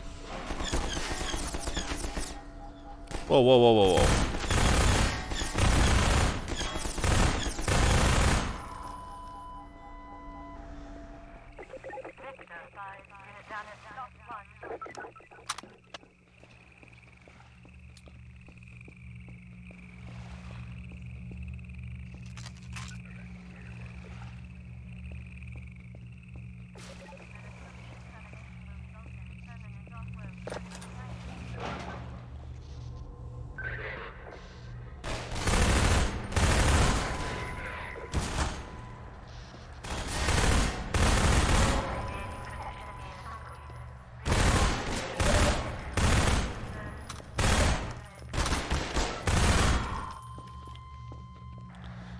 Yeah, so he's been put in charge of us by the Combine. And so City 17 is his. It is where his seat of his power is. But the thing is, like I said, he is a puppet ruler. He may be, like, nominally in charge of the human race, but he's not in charge of us. The Combine own the human race.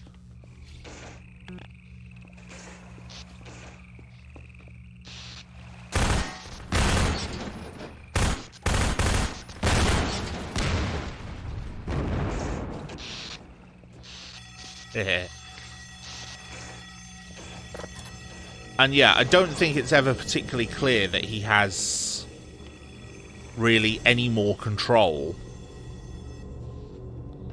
or any more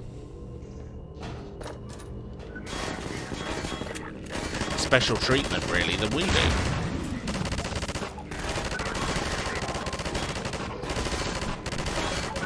You know, the human race belongs to the Combine. We are controlled. We are organized. You know, they...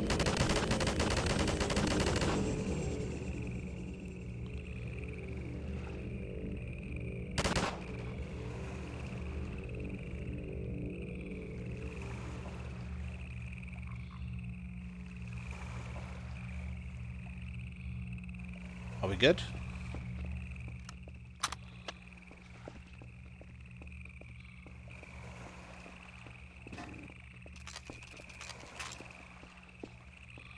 You know, they have kind of an absolute control over the human race.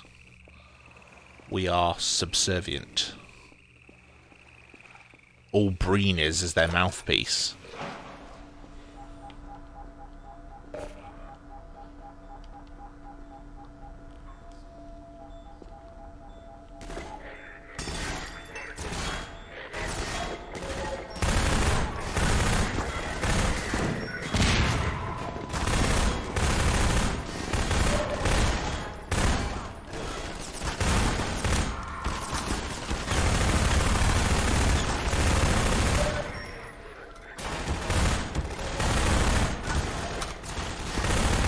Grenade for them.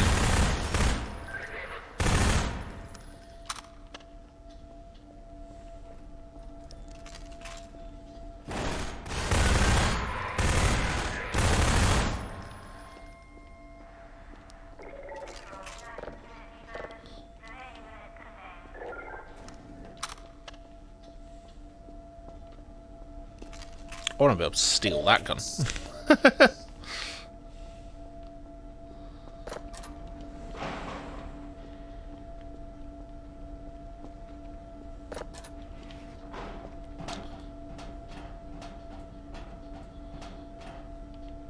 But yeah, isn't this game fun? Isn't the lore fun?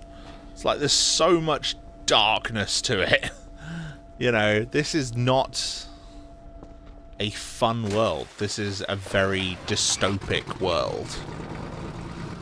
And you know, like I said, I've never played the original Half-Life, but I have looked up the story. And I looked up the story as a result of playing this game, and it seems to be just science gone awry. You know, the Black Mesa incident seems to have happened because Black Mesa was experimenting with bizarre scientific forces, which, you know, led to a teleport to another planet. The biggest mysterious element of this is the G-Man. Now, I've kind of alluded to him already.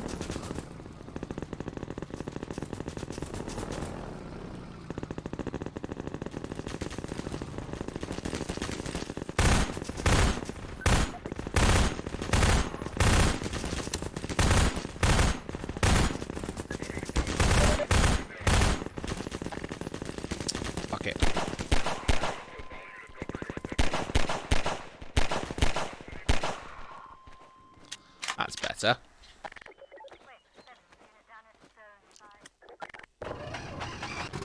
But yeah, the G-Man is this mysterious figure who kind of follows you around Black Mesa in the first game, and then after you defeat this alien creature, I forgot about this thing.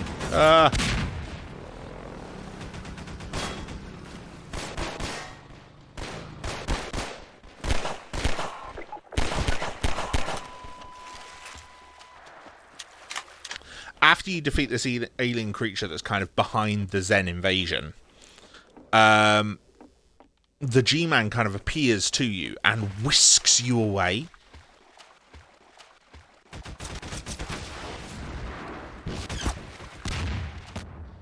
Oh. Let's move away from that thing. And yeah, whisks you away and kind of seems to place you kind of outside space and time. And it's the G-Man that puts you back in this game. You know, at the start of the game, in point insertion, it is the G-Man who puts you there.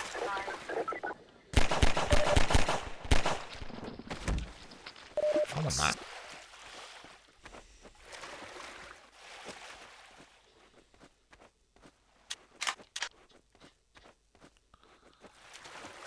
You know, he kind of puts you here, and it seems to be that he's working for some mysterious benefactors, and we have no idea who or what they're after or anything. And that's like one of the biggest central mysteries of this whole thing.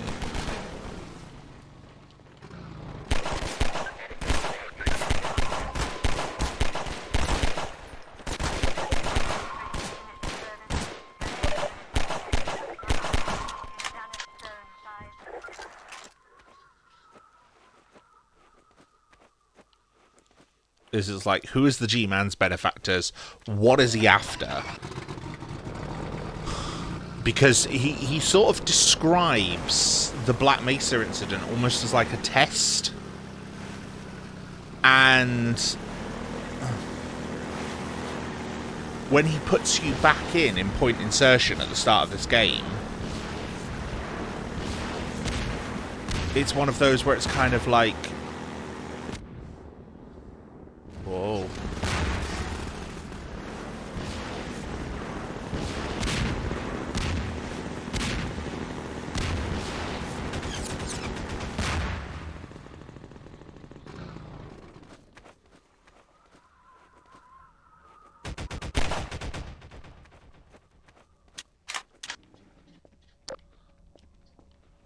You know, there's the phrase, the right man in the wrong place can make all the difference. There is a gap here. There we go. No? Oh, do I have to crouch? There we go.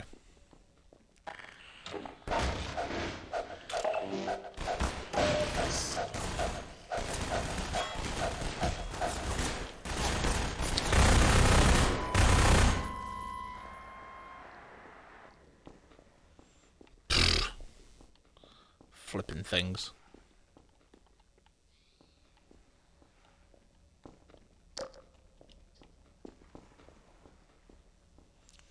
But yeah, you know, he says the very famous line, "The right man in the wrong place can make all the difference."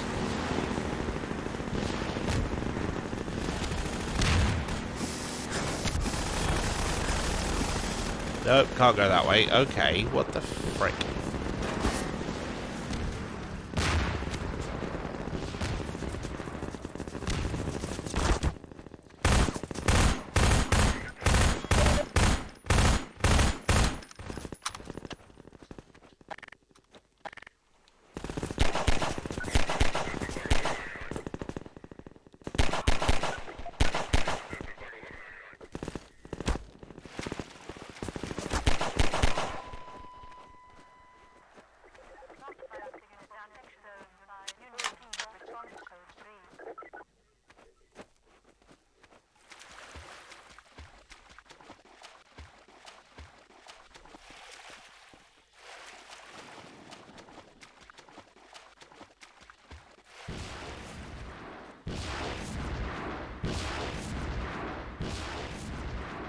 Ooh.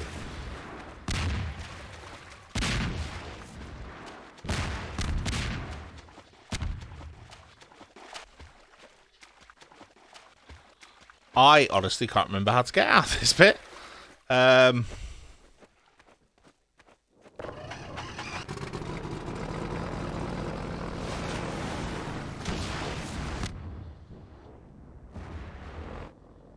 I'm gonna die. Oh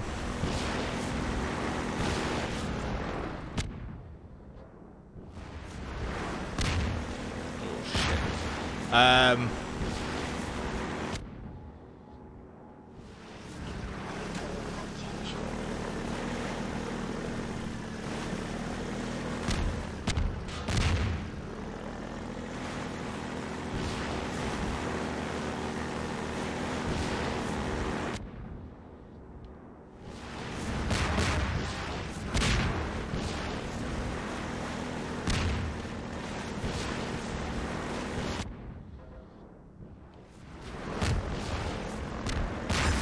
Oh, is it just as simple as that? There we go.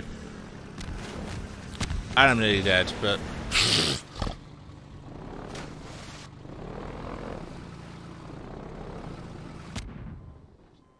What the heck? I was probably for the best. I had, like, hardly any health left. Probably for the best.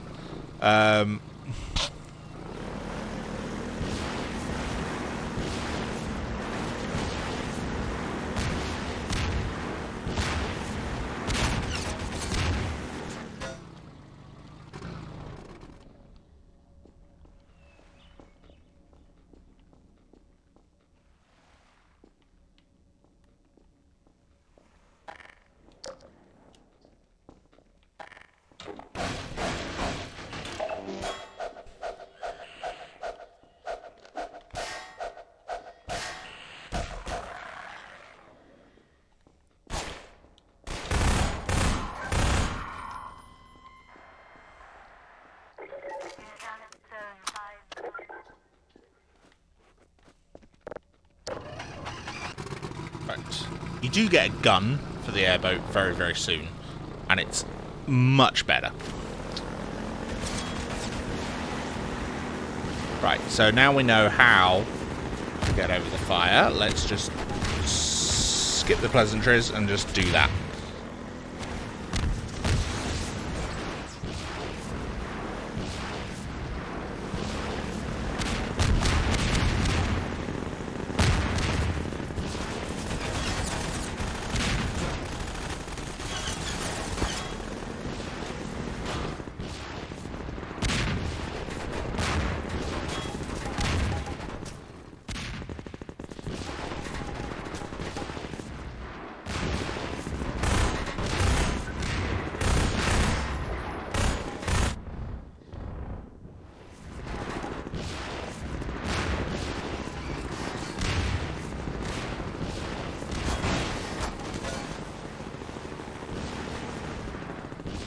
Great set piece.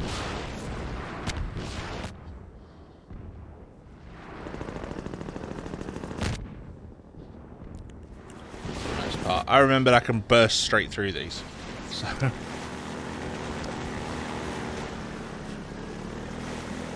think I get the gun soon. And then when you have the gun, you can shoot down the rockets. Which does make it so much easier. Oh, dude. This isn't even the only vehicle section in the game. There's one later on where you're on a buggy as well.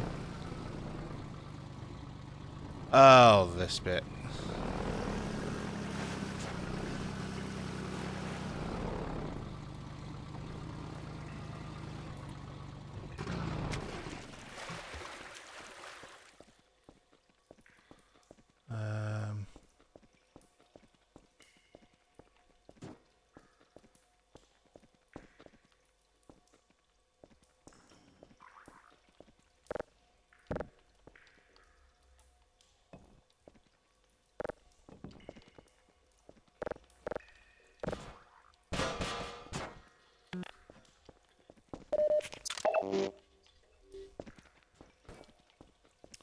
Because the fucking brick got stuck in it.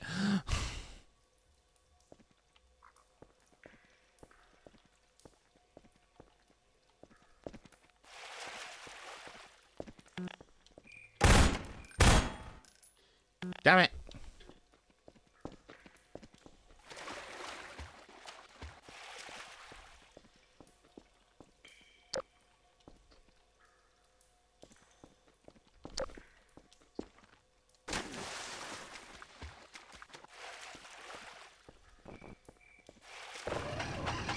I remember there being more to this bit. Maybe I'm wrong.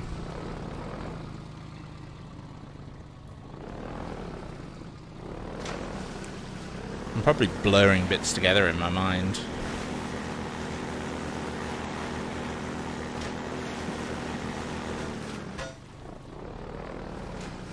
Because that's part of the problem.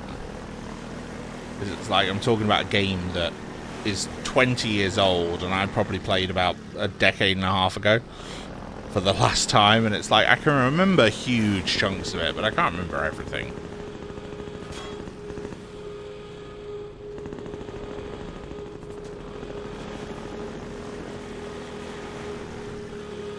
This is a good example of just how low the water is getting.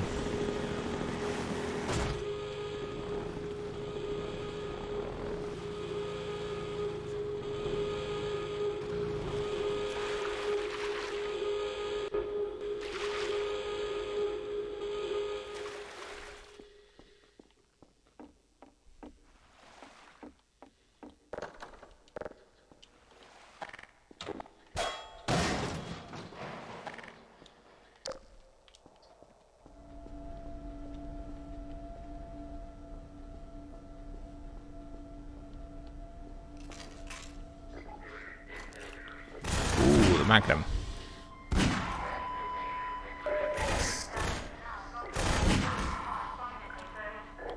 Boom.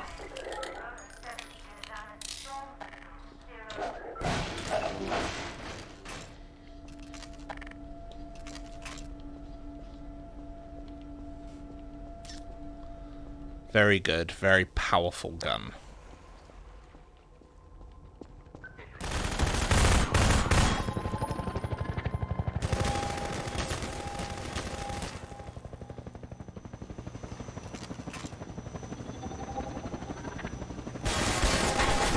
Shit.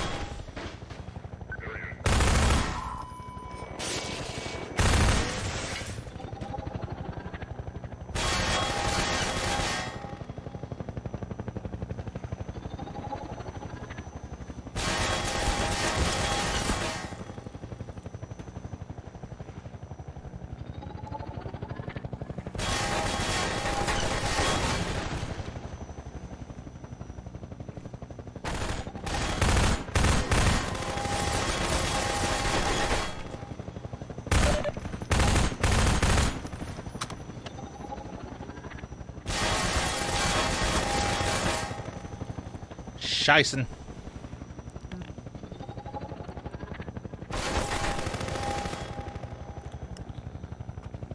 Just remembering where to go.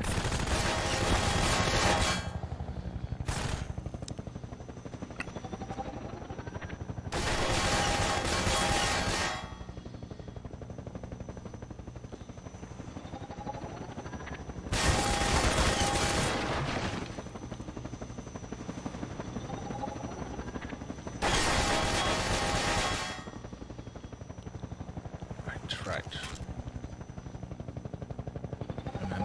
Remember.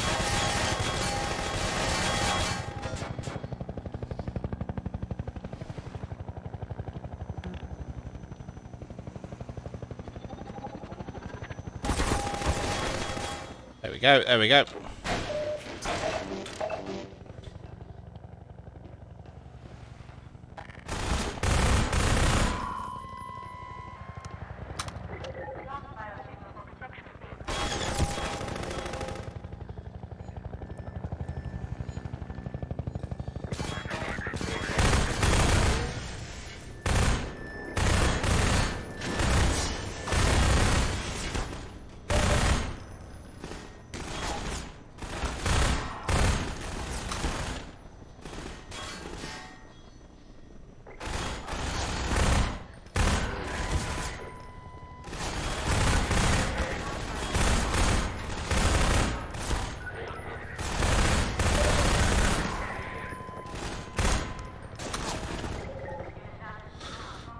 I'm aware I'm shit. I'm aware my gameplay is probably terrible. I am not the best.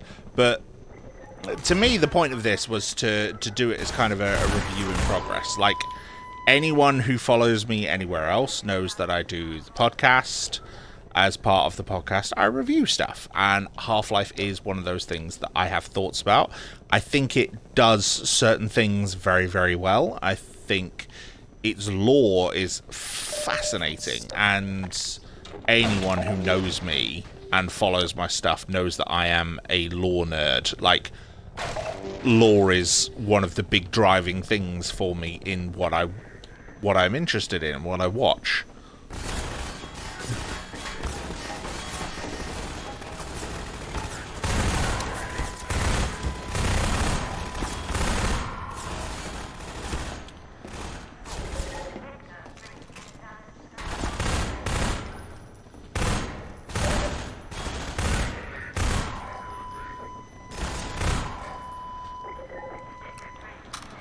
And, you know, that's still true with this.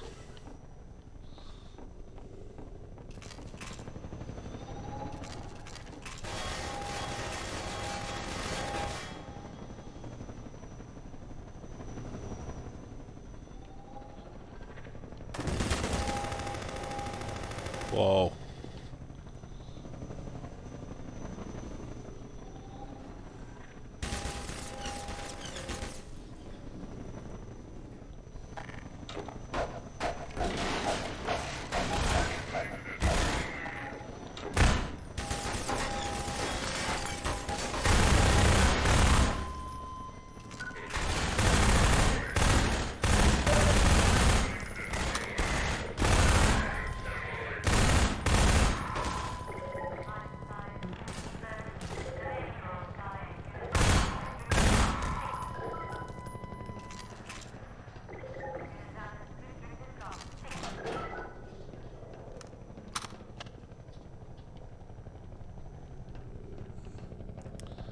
So yeah, and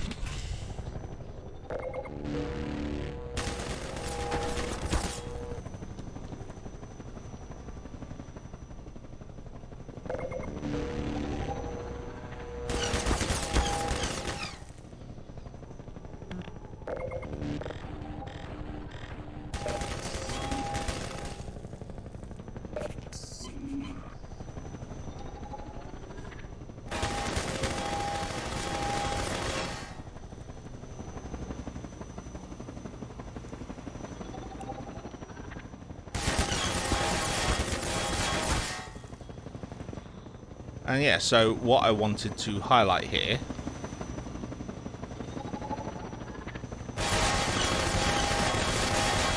was the lore of this series, because I think this series does a really great job at telling its story.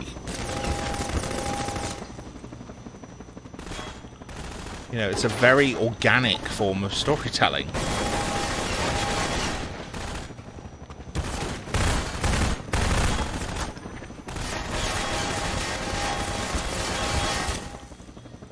I'm getting completely lost.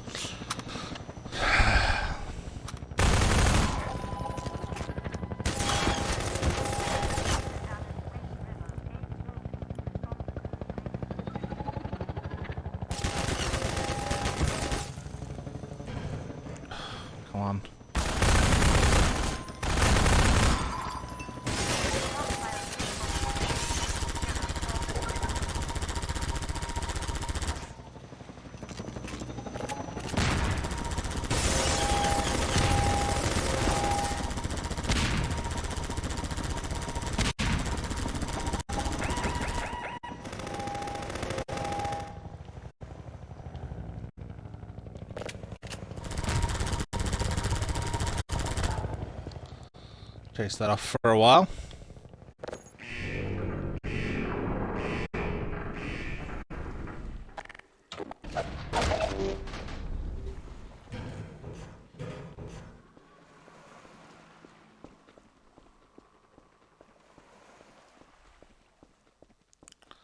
Oh. See, that is a fun way to break up a vehicle section. Like, a really fun way to break up a vehicle section. That's a lot of fun. Break it up with a combat encounter. Yeah, love it. You go. If you're going to give me a combat encounter and need to break it up, that is the way to do it.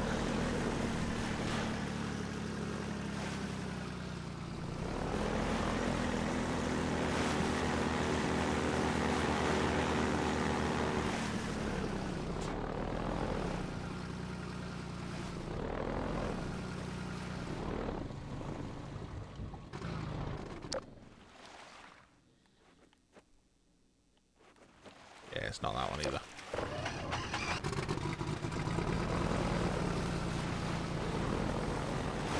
You know, because the point of that combat encounter was, it's like, okay, you dodge the hunter chopper.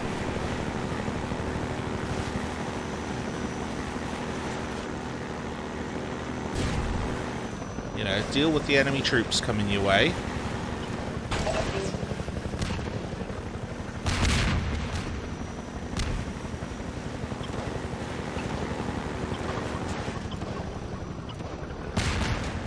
That bit's cool.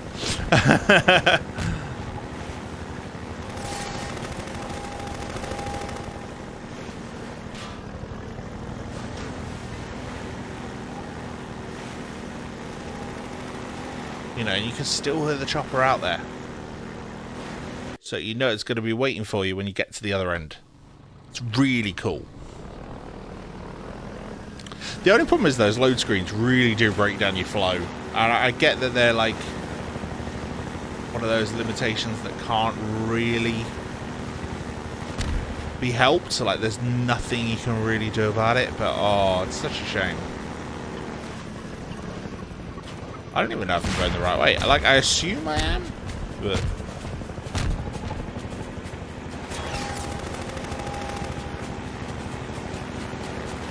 I mean, yeah, that looks like it's blocked off.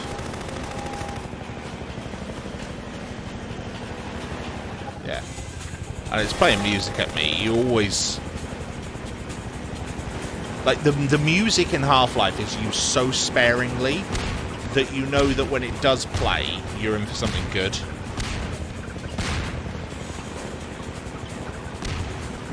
Like, there's a piece in episode 2, which we'll get to, called Vortigaunts Combat. And it's this kick-ass music track.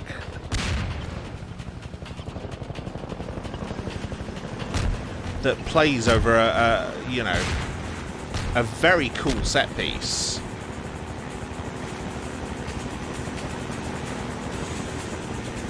You know, it becomes very important and very memorable as a result. It's on my playlist on Spotify. I like it that much.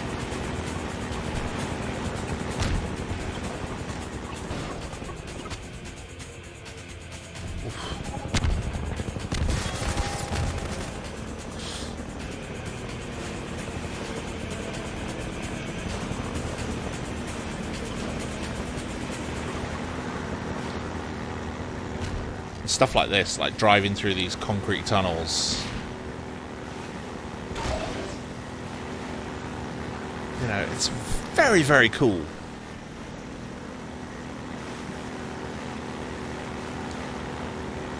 Like, it makes you feel like you're really evading like a predator, like something in the sky that's...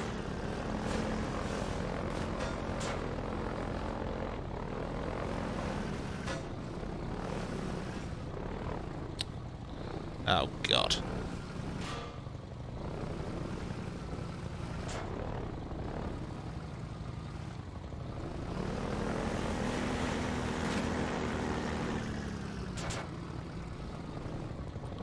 Right. I'll keep it straight. But yeah, something in the sky that's hunting you, because that's exactly what you are doing, you know?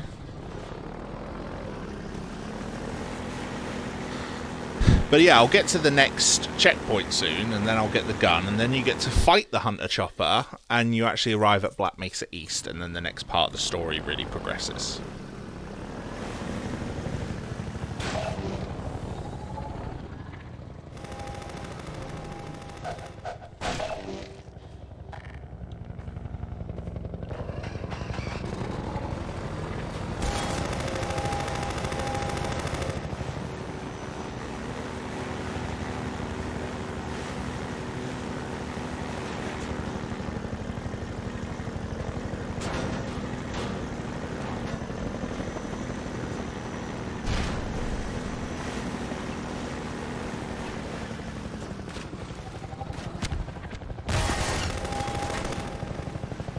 Oh, it's still with me. But by this point, you're starting to really get an idea of the threat that Freeman is posing.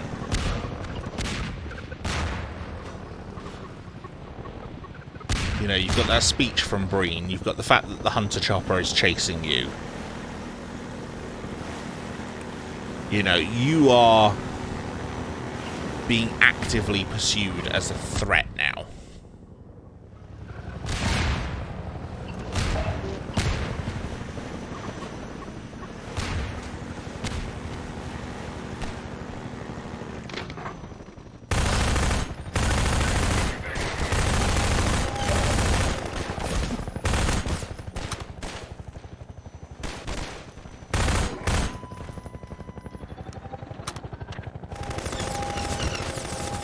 Shit.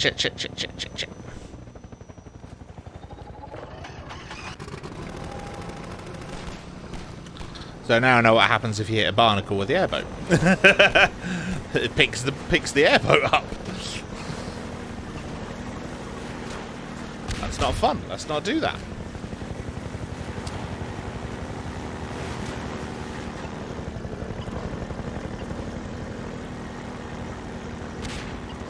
Whee!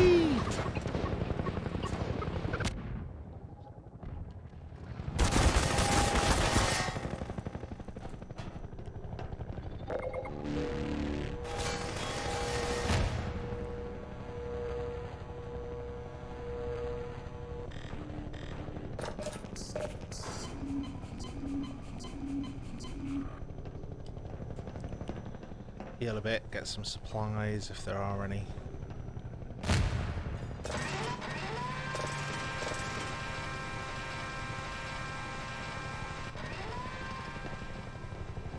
Ah, that's it. I've got to move the boat onto there. I remember.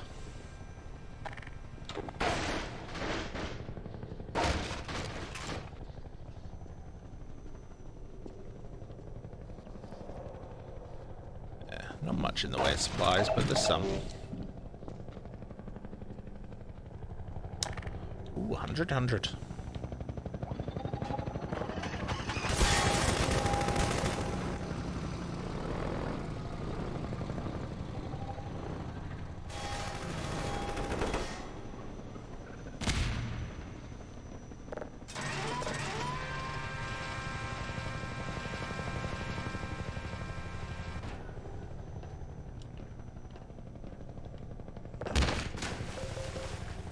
Ow, ow, ow. Not what I wanted.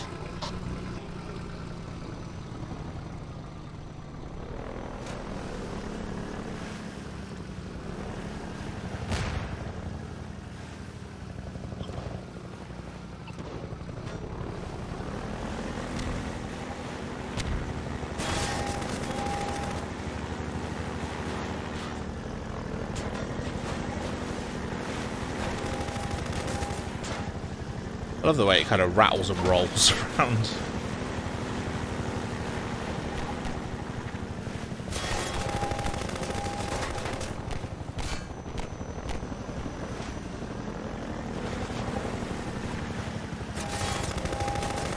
Although now I've got the feeling of like, did I come from this way? Yes, I did. Bloody hell.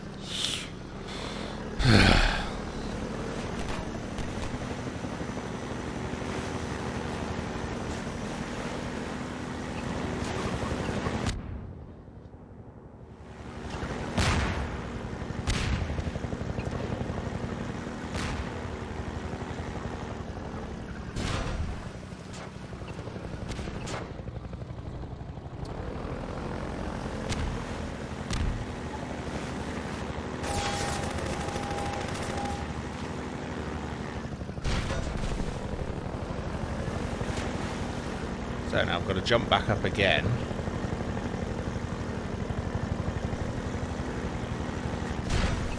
And miss it completely, apparently.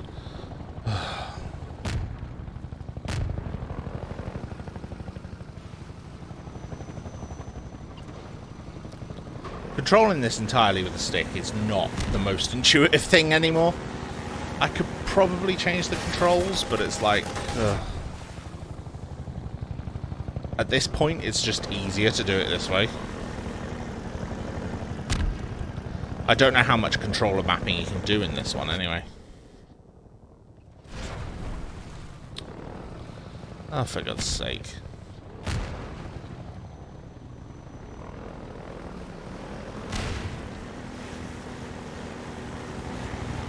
Oh, let's just do that then. Sod it.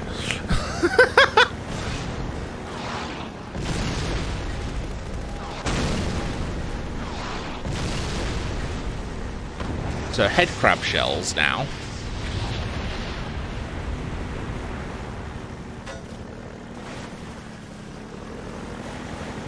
That's, again, very cool set piece. With the dropping of the tower like that.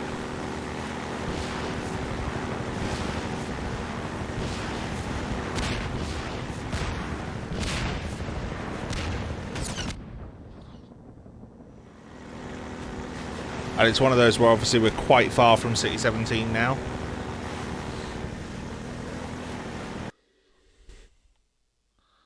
Getting to the outskirts.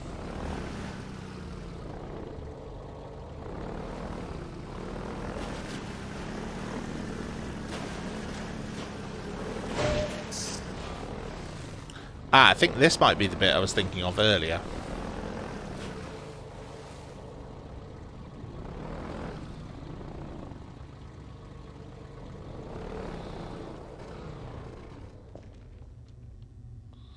Where it kind of stops and you have to go up and move a load of stuff around and ugh.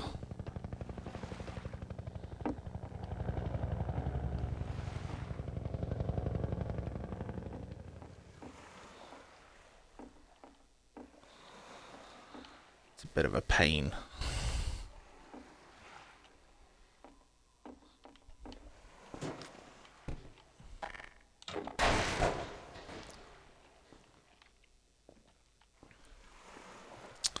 Because you've got to raise the gate. Well, raise this. And you do that by kind of dumping stuff in here. So first of all, there's that. You know. And the more stuff you do, the bigger the stuff drops in. Right. Hello, my lovelies. I was as quick as I could. Did you miss me? Hopefully not. Right. So yes, you need to put all this heavy junk and gubbins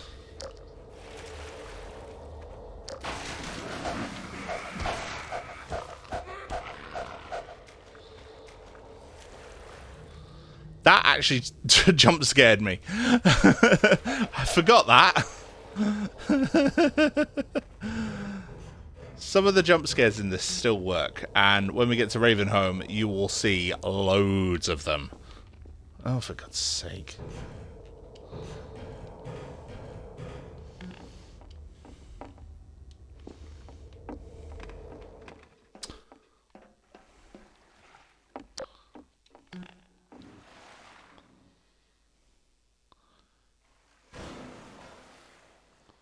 That's the biggest thing you need. Because it's really heavy. Ow. Right, anyway.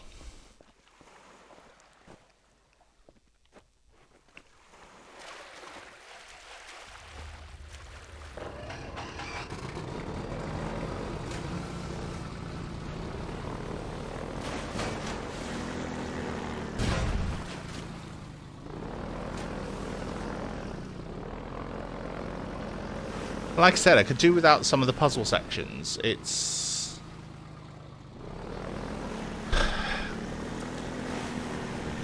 not that I don't like them. It's that sometimes they are just... Oh, they just slow the flow of the game. Dr. Gordon Freeman himself. Yes. Just in time, Doc. We gotta move out before the Combine picks us up. We're just getting ready to pull out. We better hurry. That's a Vortigaunt. Camp and get out of here. Greetings to the Freeman. Come on in. I'll show you. Like I said, all voiced by Tony Todd. Every single one of them is incredible. And like I said, there were enemies in the first game. Whereas in this, allies. Here, take a look at this. This here's the dam. It's just up ahead. Eli's hideout is here, a stone's throw from the apron and nestled in the old hydro plant. But getting there, with that hunter chopper on your ass, next to impossible. Good news is, the Vortigaunts working his magic on your airboat, so you'll have a little more firepower going forward. I think he's just finishing up now. Go on out. This is where I get the gun on the airboat. So yeah, the Vortigaunts are really cool. Came off one of the same hunter choppers that you're up against. I always like to bring a little irony to a firefight. Take that chopper down, and you should be able to tear on through to Eli's place. The Freeman will accept this weapon or suffer greatly on the road ahead. I think they're great.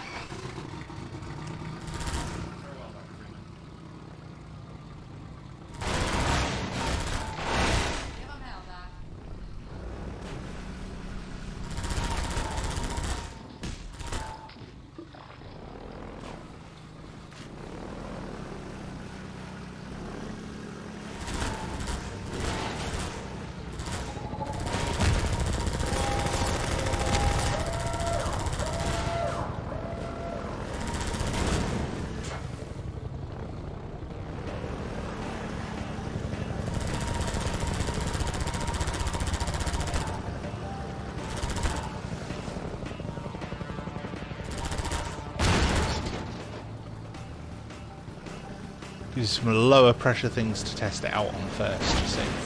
Like the barnacles, the boxes.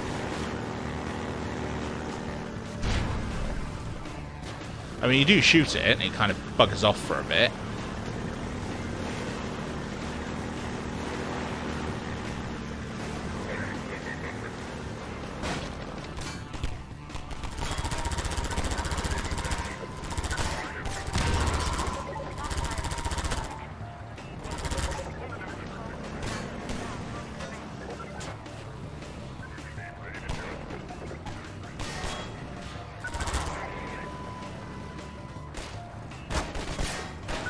There's even a bit of auto-targeting on it.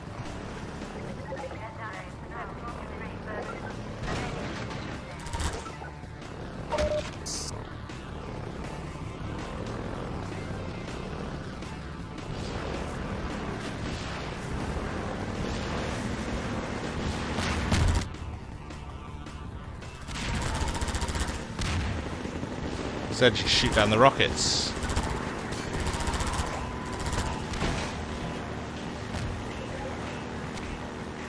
It's very, very cool.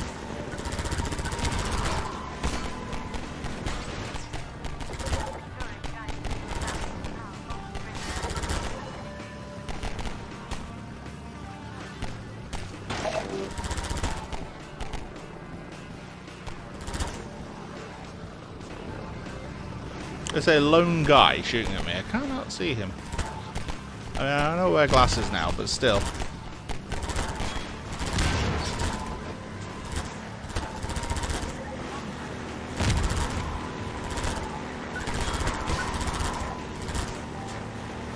See, this is a much more fun and much more high-octane chase sequence. Now you've got the music, now you've got the guns. It's like you've been this entire time trying to avoid the fight. Now you can fight back. And that is good game design. Like, as much as I've been critical about some of the puzzle design and some of the level design regarding said puzzles,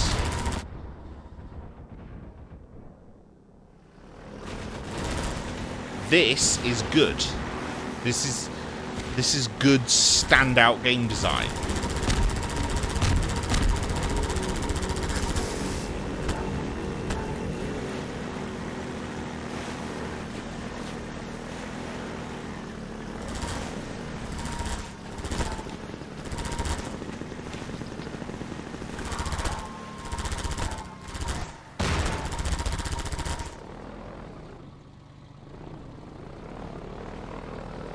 You know, you were the victim, now you're not.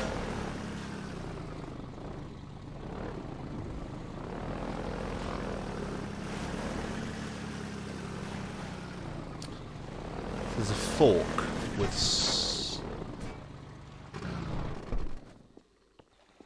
something down here.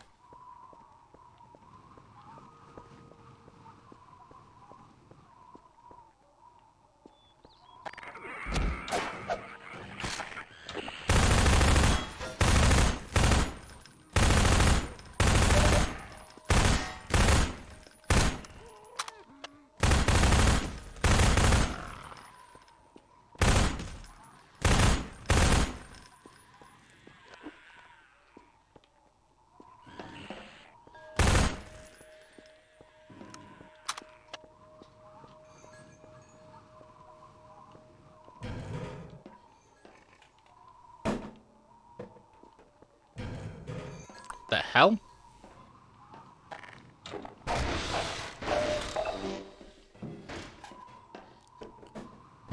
See, these former Lambda bases that are like full of head crabs and stuff, it's like... And the music's very peaceful with the wind chimes.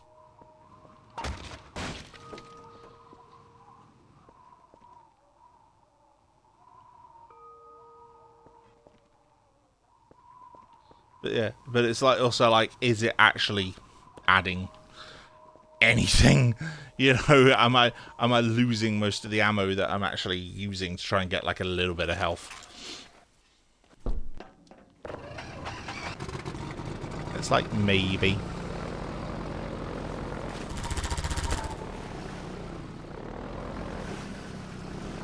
But hey ho, it is what it is.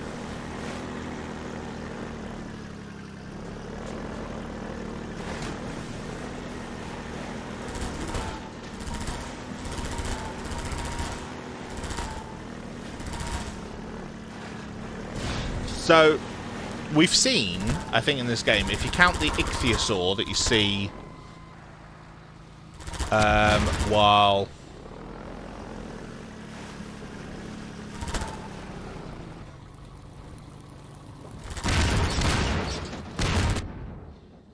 Whoa.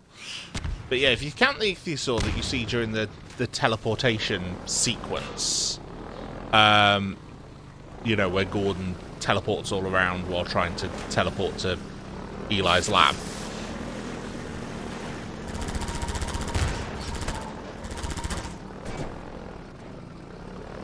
But yeah, if you count that, I think we've seen 3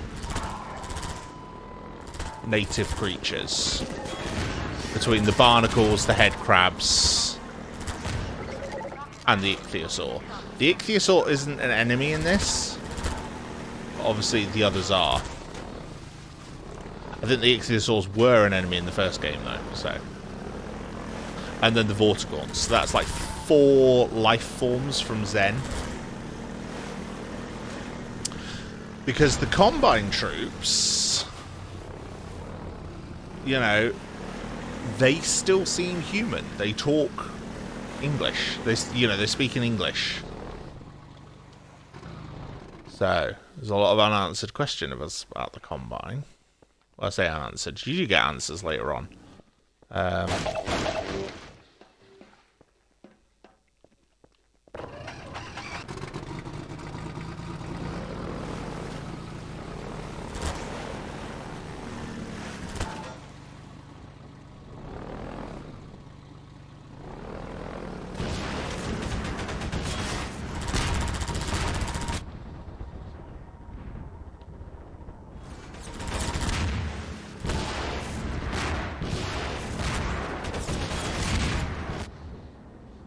I can't remember if I can destroy them with this gun.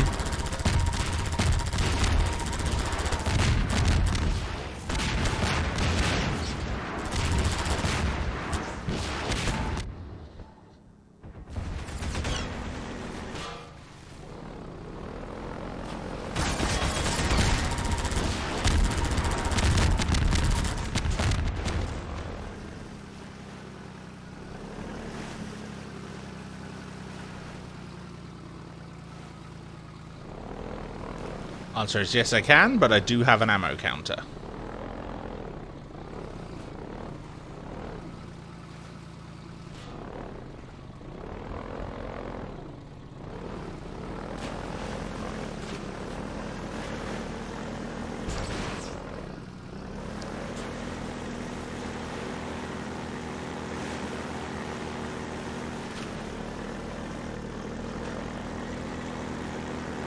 There we go.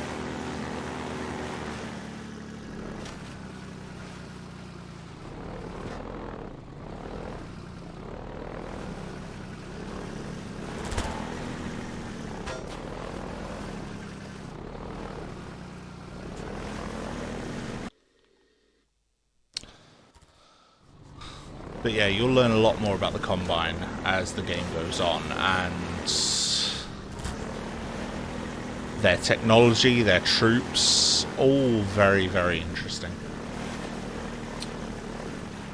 But yeah, they're basically interested in Earth because they essentially seem to be harvesting us for resources. That is what they're doing here.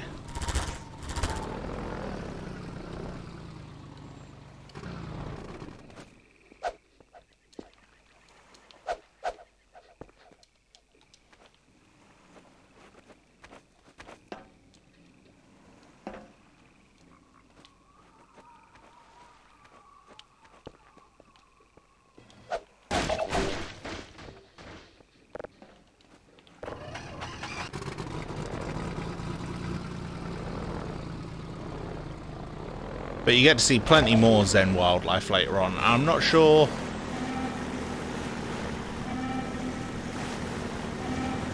You know, the wildlife creatures that you see...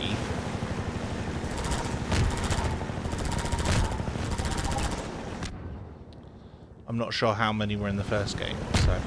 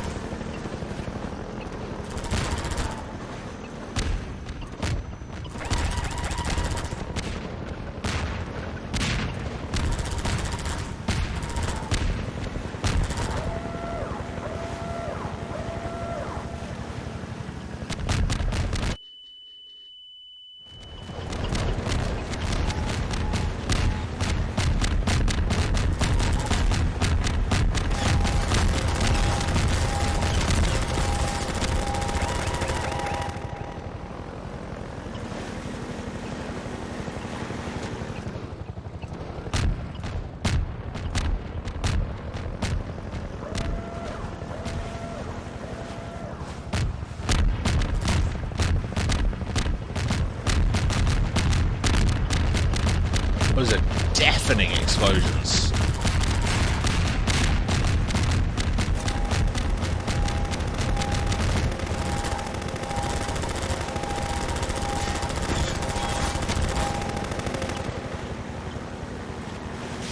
I do not have a lot of health, and I can't remember if there is any others more health anywhere.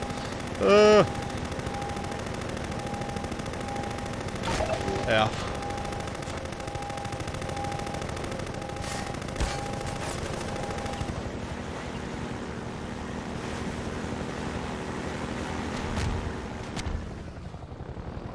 Barrel.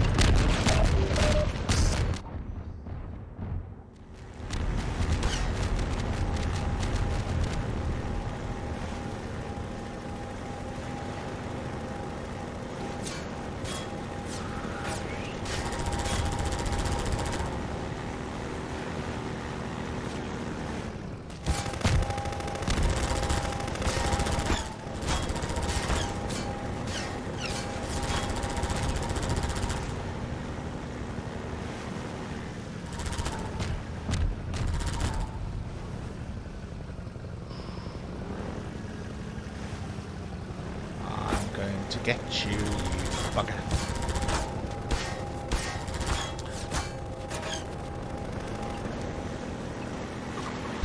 Yeah, if it weren't for the fact that I kind of hate the controls on the airboat, I've enjoyed this a lot more. But I think I just did it.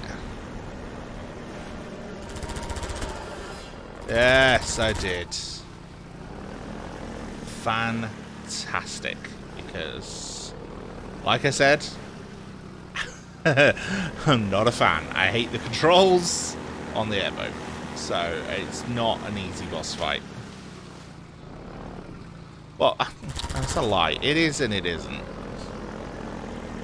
I've got no more health. You can replenish your health at the next bit anyway, before you go to Ravenholm.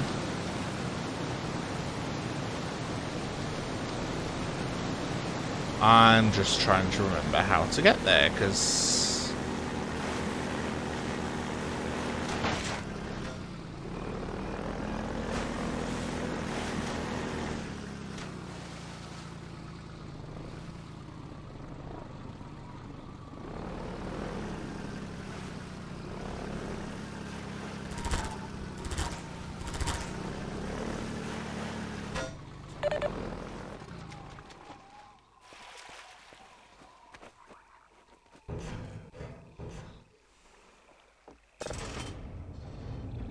There we go. We raise this, then we go through, and we're in Black Mesa East. And we get to continue the next part of the story.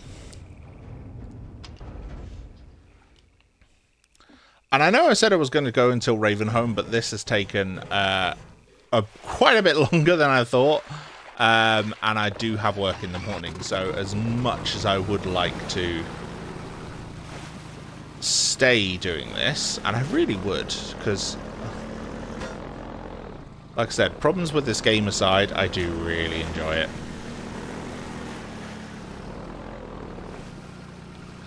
Right, now let's drive that properly.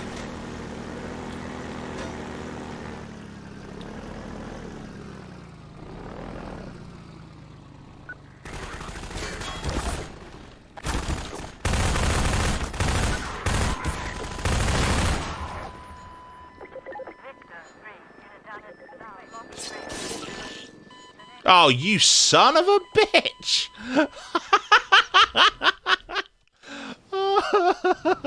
I could hear it. I had no idea he was that close.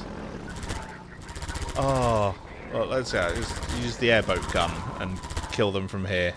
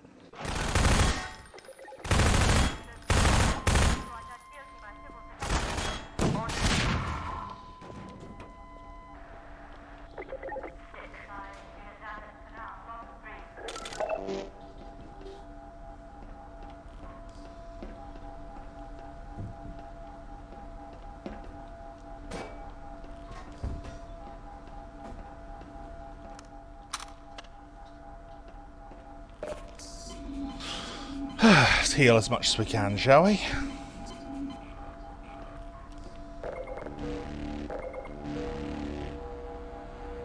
I love the noise for the HEV charging machine. Ooh, got it all the way up to 100. Nice.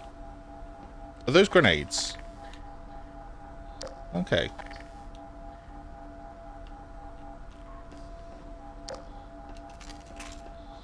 So if I've got grenades...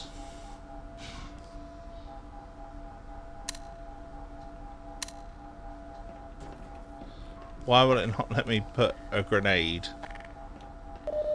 in there? No idea. Okay, so the grenade knocked everything off the shelves, hence why it's all over the floor. I was wondering, like, what's going on?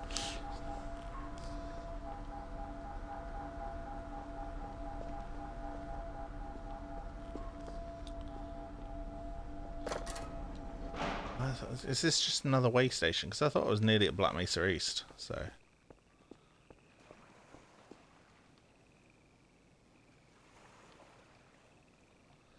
I mean, maybe I am. Maybe it's... I honestly cannot remember. It's been so long since I played this. And it's like, you know what... You know when you've been away for a game for some time, even if it's one you really enjoyed, and even one like this, where the level design is memorable to a point, but it's like, it's still been so long that you're like, am I going in the right direction? You know? And it feels like that meme from Lord of the Rings, where it's like, I have no memory of this place. You know? Gandalf in the middle of Moria, just like, where am I? You know, it feels like that.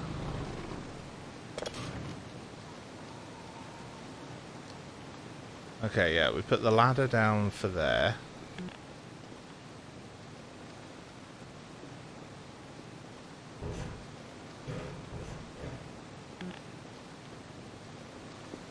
And then we go...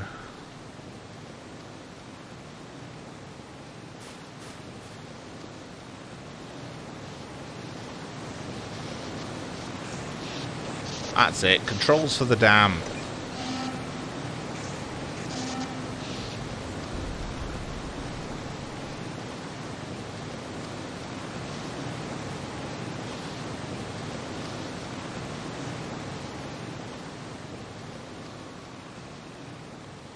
That seems familiar. And then I think it's like I go past the dam.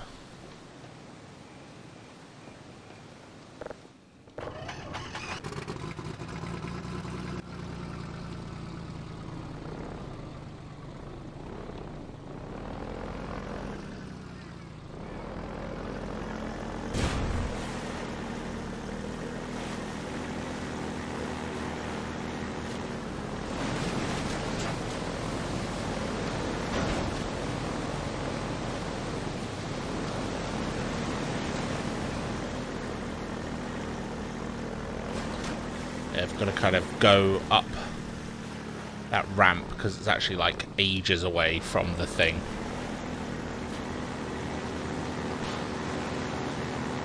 Whee! Ha ha! That is a cool moment. But yeah, remember the next bit, Black Mesa East. So here we go. We're at Black Mesa East.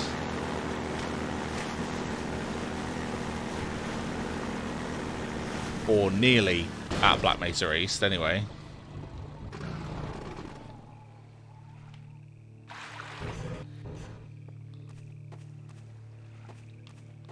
Actually, no, I think this is it, because it is playing some very, very cool music.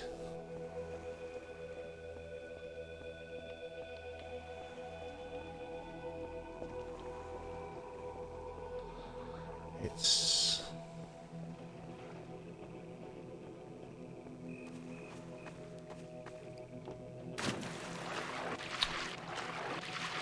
sod it.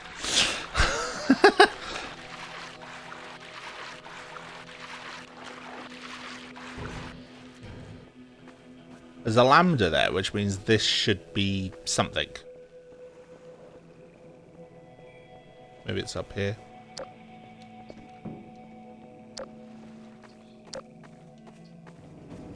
There we go. So go in here, the lights go out. We've got something. Okay, it's human. Hello? Take it easy in there. Hello. You're safe now. You'll have to forgive the scanning process. We can't take any chances. Dr. Freeman? Gordon Freeman? Is that you? You've made it here this quickly. Well, Eli is going to be amazed, not to mention relieved. I'm Dr. Mossman, Dr. Judith Mossman. I've been hearing about you since long before the Black Mesa incident. Oh, I was thinking Black Julianne, Mesa. not Judith. I do so envy you working with Eli and Dr. Kleiner when they were at the top of their field. Ah, there we go. I mean, I like the approach in this that it's scientists saving the world. You would never Like, forgive me if I kept you waiting. I mean, Gordon is kind of an action hero, but it's like, yeah, the idea of like, yes, it's scientists that we are saving the world with. You know, the resistance is Dr. Kleiner, Dr. Vance, Dr. Mossman, Dr. Magnuson, who we meet later on. Teleport technology. Something the Combine still hasn't mastered. Eli thinks their portals are string-based, similar to our Calabi-Yau model, but they've failed to factor in the dark energy equations. They can tunnel through from their universe, but once they're here, they're dependent on local transportation. If they knew what we were doing with entanglement...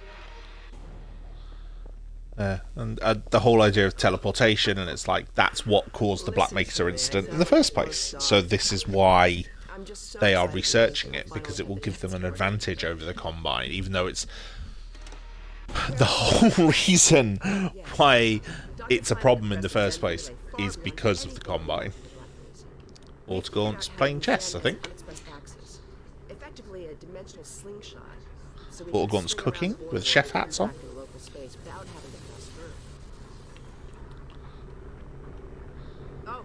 Vortigaunts are just an unintentional source of comedy. Eli, look who I found in the airlock. Gordon Freeman. Let me get a look at you, man. My God, you haven't changed one iota. How do you do it? Now let's see. I think if I sent you up Eli after the and Cascade. Kleiner, took you this long yeah. to get back to me. Welcome to the lab, anyway. It's not Black Mesa, but it served us well enough. It's going to be a lot more like Black Mesa with Gordon here to help. Right, you are. MIT. I think that's the thing. Eli and Kleiner are both based on like the standard, you know, lab models from the first game. Dr. Freeman, it's been a real honor. I'm looking forward to working together. Feel free to look around.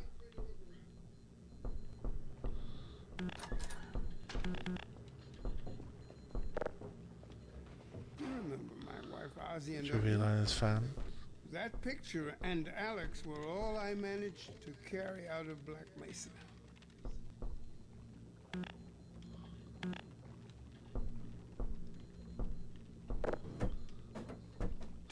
Here we go. He's the administrator of this whole Earth surrenders. He ended the 7 Hours War by managing Earth's surrender. The Combine awarded him with power. Portal storm continues.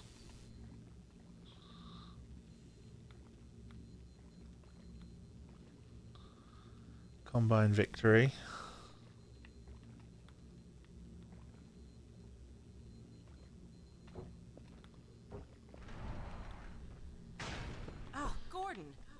The Vortigaunts said you were here.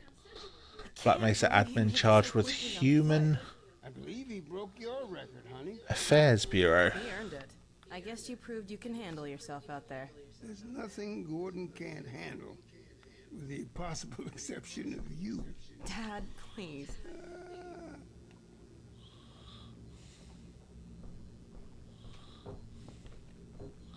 It's a bit weird he's trying to set me up with his daughter. It's like...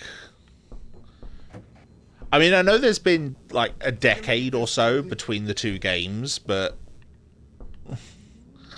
You know, Gordon presumably is not young. He would have been a contemporary of Eli's.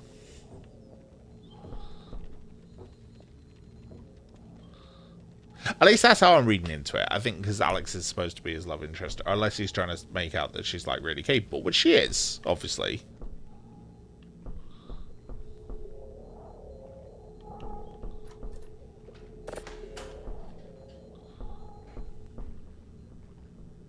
Alyx?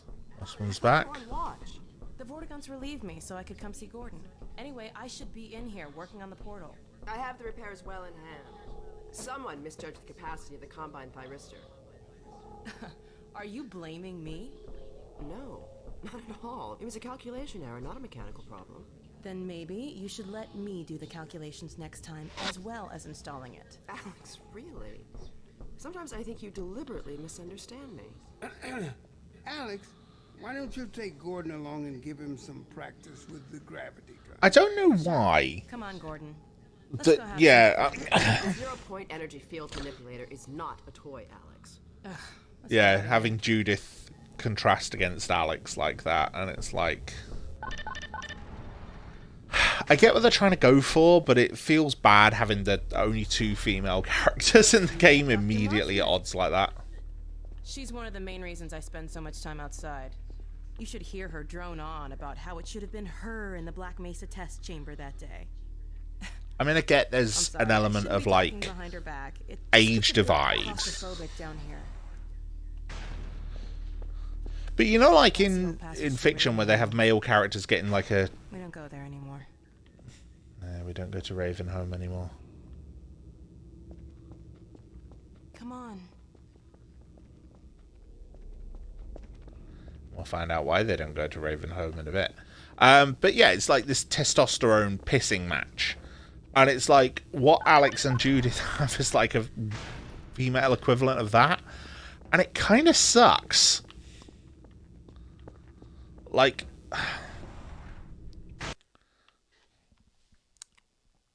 It's one of those, I think I get what they're trying to go for. But it's not necessarily a great look. So, here we are. The scrapyard.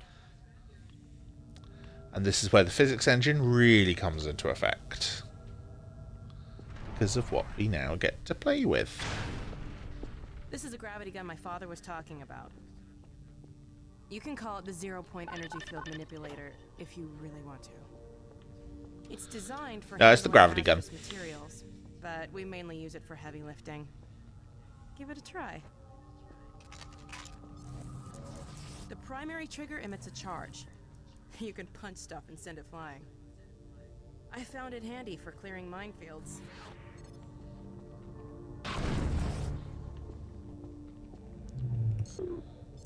There's some things that are just too heavy. The secondary trigger lets you grab but there's little things. You can throw them with the primer. And then boom! Once you pick Pump them. up, you can drop it gently by pressing And you can sometimes do it without even needing to get close to it. Some stuff and toss it.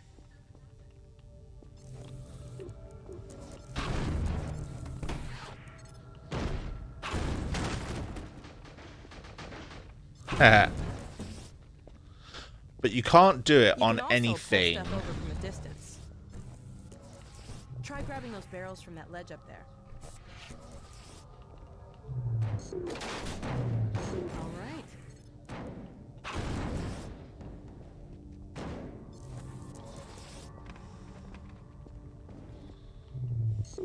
See if you can stack some stuff to climb up here. And it does make it a lot easier to use the physics puzzles. All right. Because the gravity gun is a lot more precise than moving things with your hands and...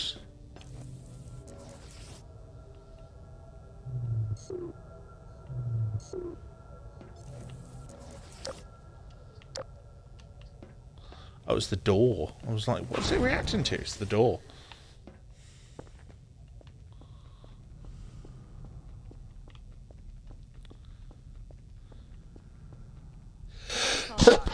Oh, excuse me. Dog, come. Oh, dog. I love dog.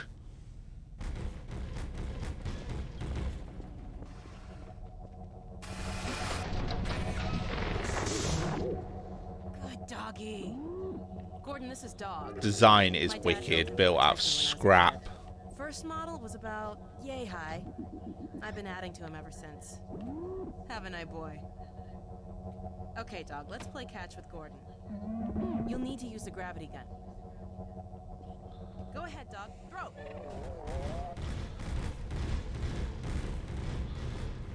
So yeah, he throws stuff at me.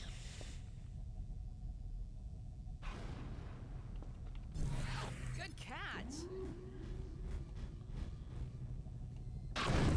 Throw another, Dog.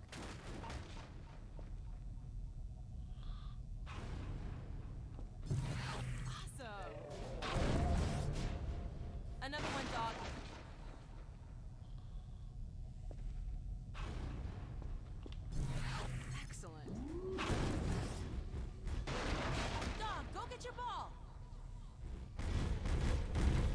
Oh, the ball. I remember the ball.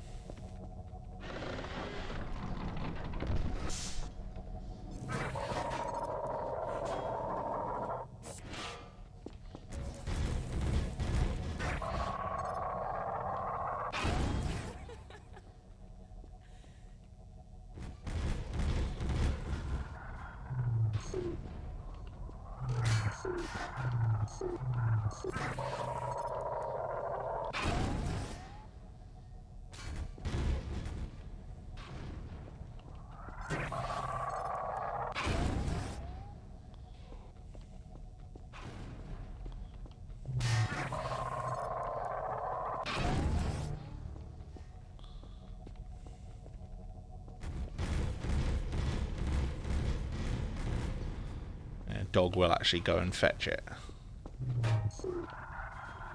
Oh.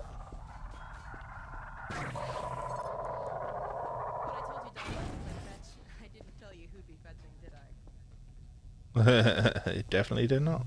Throw it, dog.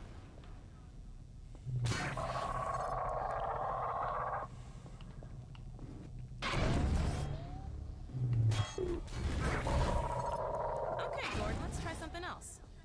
Dog, throw something bigger.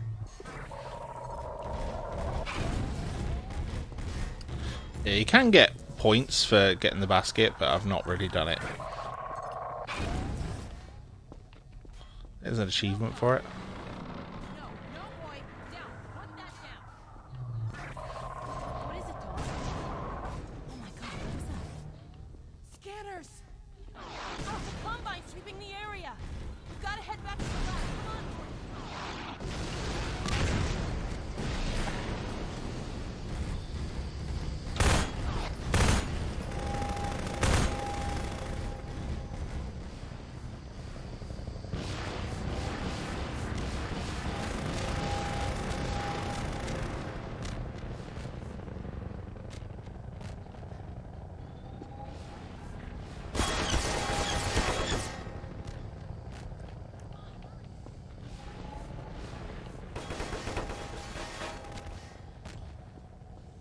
Come on, Gordon. Come on, Gordon. Dad, Alex, do you read? Alex! Honey, What's going on in there? where are you, Alex? We're in the scrapyard airlock, stuck in a full auto cycle. Is Gordon still with you? He's right here. Good. I want you to Dad? take Gordon out of here. Head for the coast. Do not go through Raven. Dad? Dad! Damn it! Do not go through Ravenholm. Guess where I'm about to go. Tear it apart, you have to. Get it open! That's enough, dog. Come on, Gordon. Come on!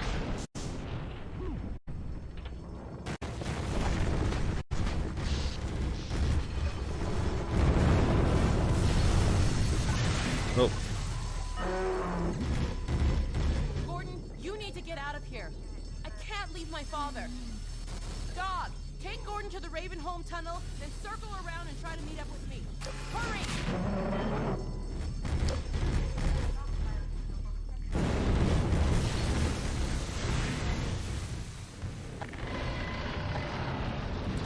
so this is Ravenholm. This is the...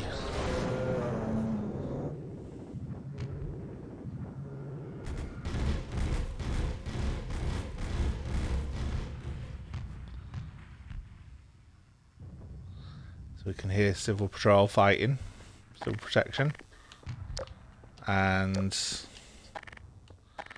we are heading to Ravenholm,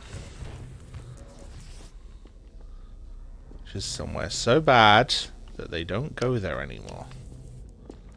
It's got a stop sign, it's sort of boarded up.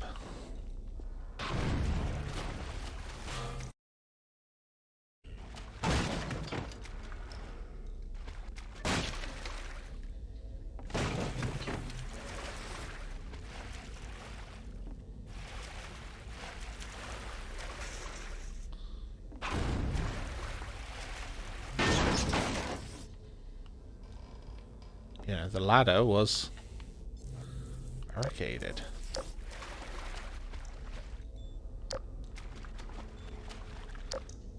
turrets are off. Quite clearly run out of ammo. So yeah. This is where we go into Ravenholm.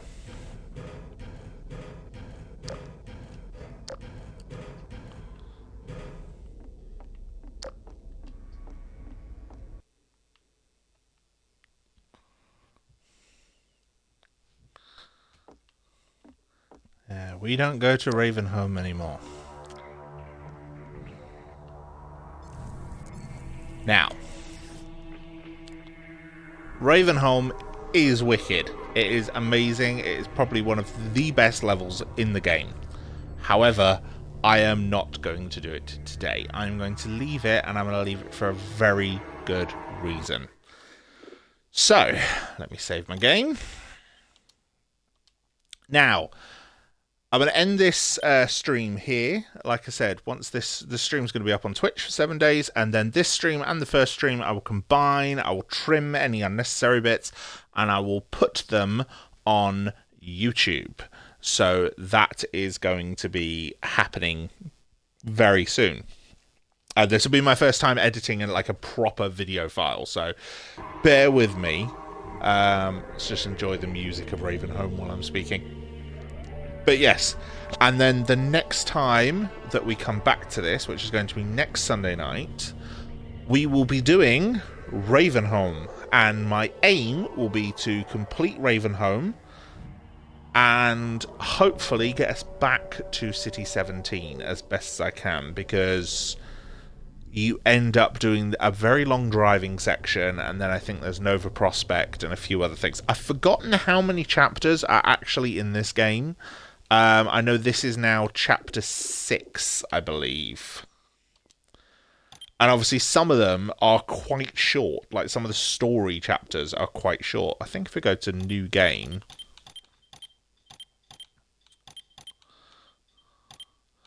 9, 8, 10, 11, 12, 13, 14. Okay, 14 I think is just the credits.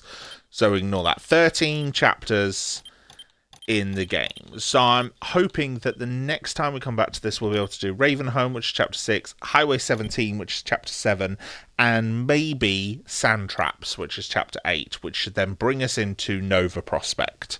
So that is going to be my goal, or at least to try and do as much of Ravenholm and Highway 17. If, like I said, if we can, we'll do Sand Traps, and we'll end up at Nova Prospect. And then from Nova Prospect, that'll be the next week's stream after that. We'll do Nova Prospect, we'll do Entanglement, and then possibly by that point we might be able to do Anti-Citizen 1, and then we'll do the final few chapters of the game in the following one. So yeah, thank you all for joining me. It's been lovely to have you here. If you're watching this on Twitch, please follow for the next installment. If you're watching me on YouTube, there'll be more of this coming. Like I said, I'm hoping to do more gameplay streaming, so if it's something you like from me, if you like seeing me stream like this, then please stick around, because I'm hoping to do it more often. And like I said, we're going to work our way through all of Half-Life 2, then we're going to do Half-Life 2 Episode 1 and Half-Life 2 Episode 2. I'm going to be reacting to things in the game, to story points as I'm going through it. I'm going to be discussing the story, discussing the lore, discussing the creature designs, and, you know, why this game has this huge and fervent fan base, and why this game stuck with me. Like, specifically this, not the Half-Life series, Half-Life 2 and its subsequent episodes stuck with me so much over the past 20 years. So, until next time, you all look after yourselves, take care of your physical and mental health as best you can. Bye for now.